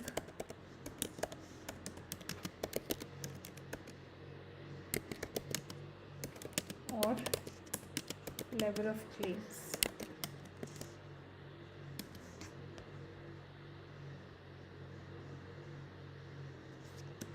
And you cannot just calculate warranty provision just like that. That depending on my mood, ये साल मुझे लगा 2% करते तो 2%, next year मुझे लगा 4% करते तो 4%. It is not like that. According to IAS 37, that is provision, contingent liabilities and contingent assets, calculating a warranty provision requires judgment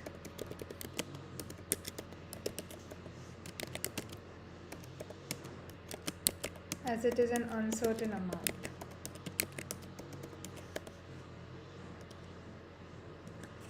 And what is the audit risk? There is a risk that the warranty provision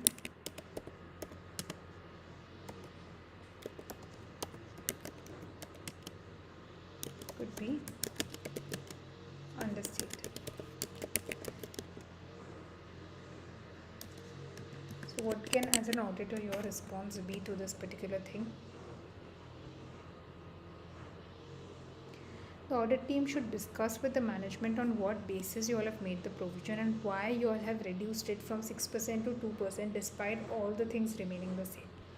So whatever I just said, you can write it. The audit team should discuss with the management the basis of provision calculation, and in particular they should discuss why it has been reduced from 6% to 2%.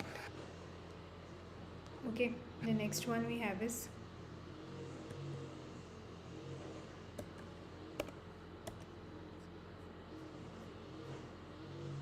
sixth one.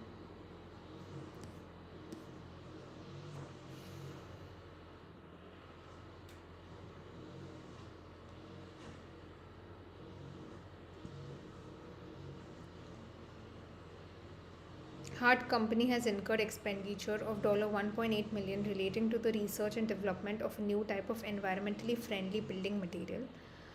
Of $0.6 million of the expenditure to date has been written off to the statement of P&L. The remaining $1.2 million has been capitalized as an intangible asset. No amortization has been recognized to date as the material has not yet been brought into use. 0.6 they have taken to written off and 1.2 million is capitalized. Now on what criteria they have decided kitna capitalize karna hai and kitna expense karna hai, because according to the standard only the products that reach that criteria of capitalization should be capitalized, the remaining should be expensed. So here on what basis the split has been calculated?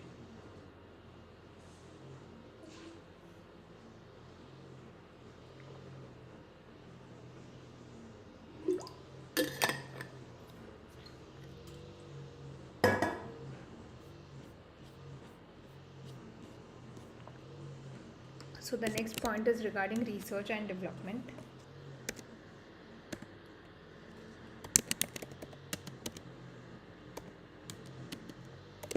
As recognized $0.6 million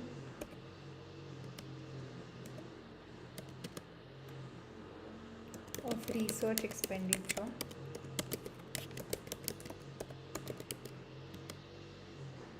in P&L with remaining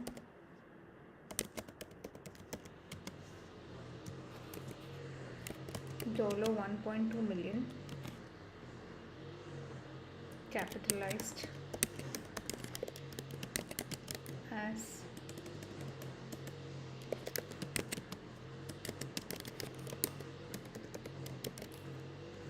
development expenditure.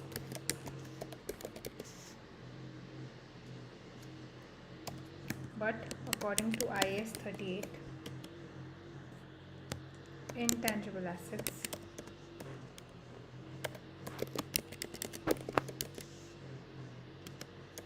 has strict criteria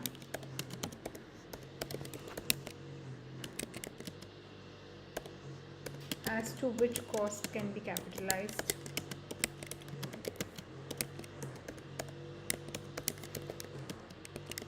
as development expenditure. And what is the risk in this? There is a risk that the requirements of the standard have not been applied correctly. Clear?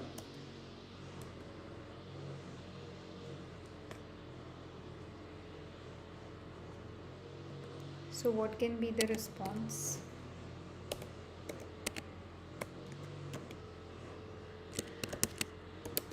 The audit team should obtain a breakdown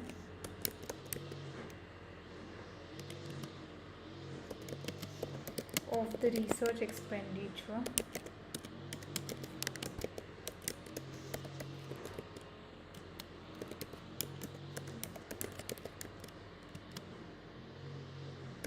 recognized in P&L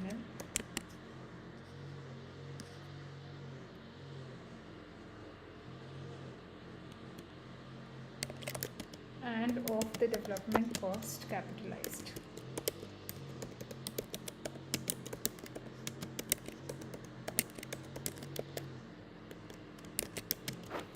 And review supporting documentation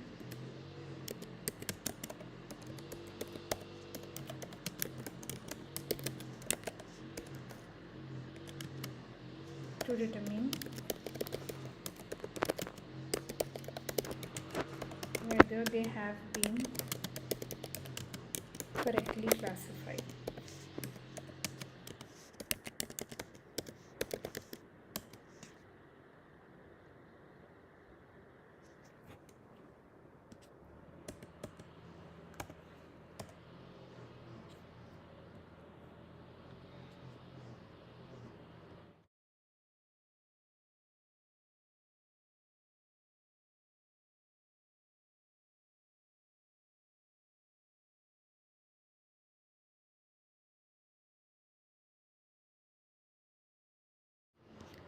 So now I'm assuming that you guys must have got an idea of how to answer this kind of question.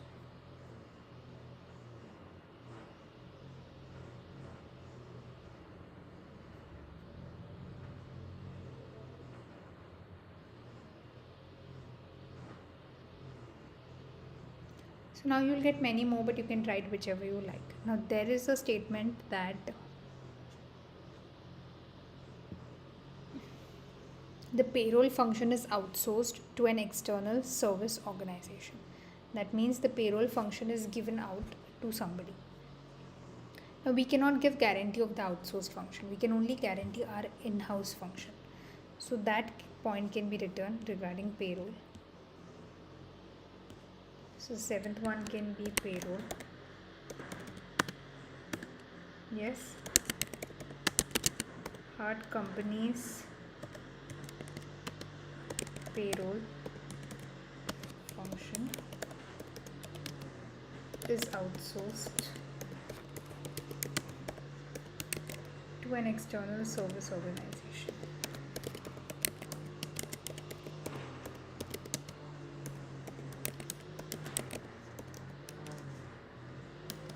Okay.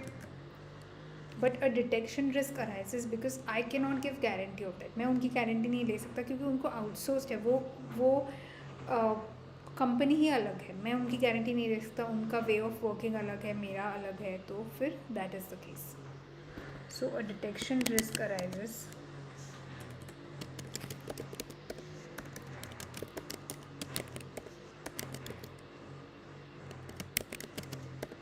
as to whether sufficient and appropriate evidence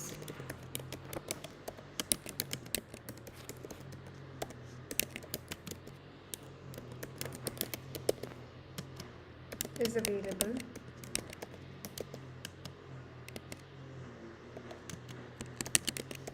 at Heart Company to confirm the completeness and accuracy of controls over the payroll cycle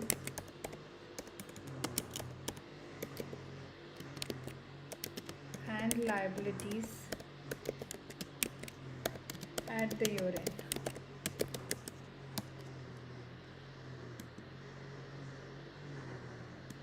So what can be your response as an auditor regarding the same?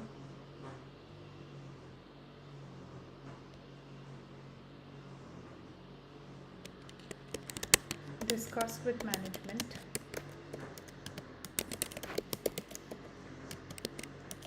Any changes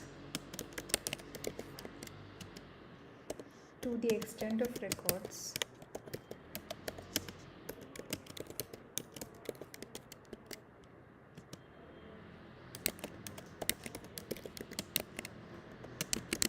maintained at Hart Company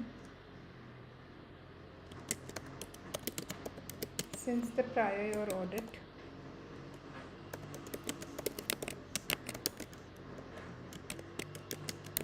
and any monitoring of controlled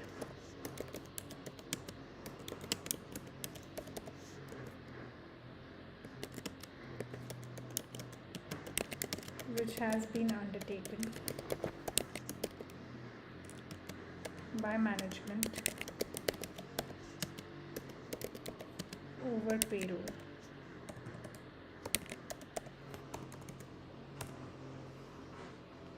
Okay, and the last point, you can write about the director's bonus. No, sorry, what is the last point?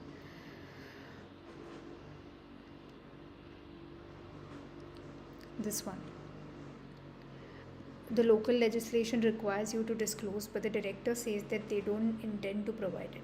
But whenever the local legislation tells you, जब भी local legislation आपको बताता है कि ये सब करना है, आपको करना ही पड़ेगा. अगर आपने ये नहीं किया तो it will be considered as the financial statements are not complete.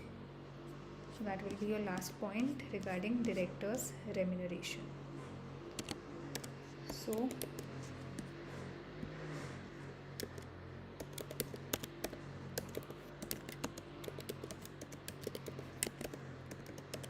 director's remuneration,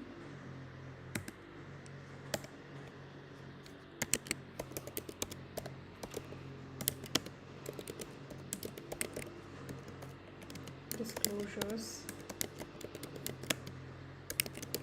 have been made in line with IFRS standards, but not local legislation.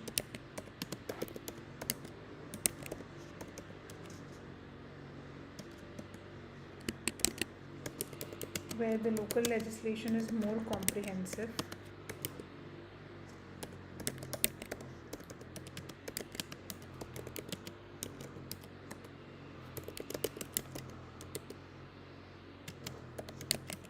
than IFRS standard,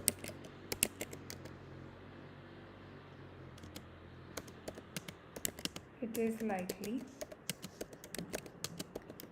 that the company must comply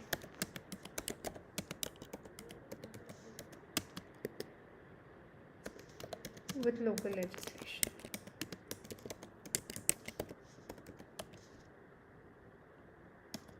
Because the director's remuneration disclosure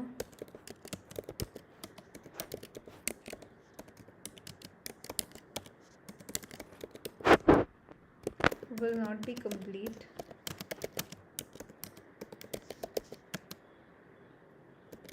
if additional information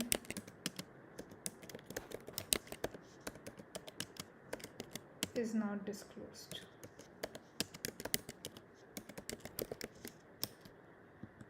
And what will be your recommendation as an auditor on this? Discuss the issue with management and tell them, explain to them that if you don't act according to the local legislation, your financial statements are not complete. So, discuss the matter with management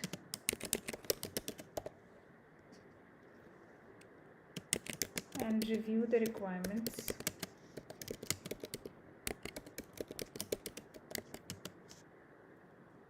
of local legislation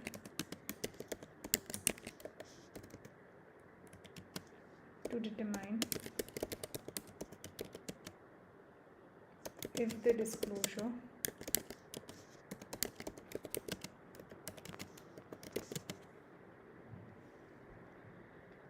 in the financial statements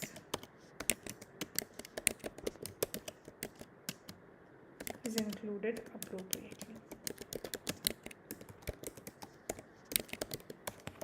Okay, so this is what basically you need to know and you need to do. So once you confirm the answer, you will get the correct answer down. So you can compare your answer with this answer. See this one. New client, we also wrote. Director's bonus, we also wrote. 25%, we also wrote. This also we wrote in work in progress. Warranty also we wrote. So like that, you have to compare. So after today's revision session, मैं 100% sure हूँ कि जिन्होंने भी ये recording देखा है या फिर सुबह का इंग्लिश रिकॉर्डिंग देखा है, 100% well versed with how to identify risk. You cannot change the fact. Risk में you cannot change the fact. You just have to give your recommendation. पर आप ऐसे चेंज नहीं कर सकते कि ये क्लाइंट को मत लो, उन्होंने ऑलरेडी ले लिया है, अभी आपको सिर्फ रेकमेंड करना है, आपको फैक्ट्स चेंज नहीं करना है. Okay, so that's it with this particular question. I hope you guys enjoyed today's revision class. मिलती हूँ आपसे कल same time. Okay, tomorrow we are going to do deficiencies, controls and test of controls. Thank you so much guys for attending the lecture. Have a happy studying. Bye.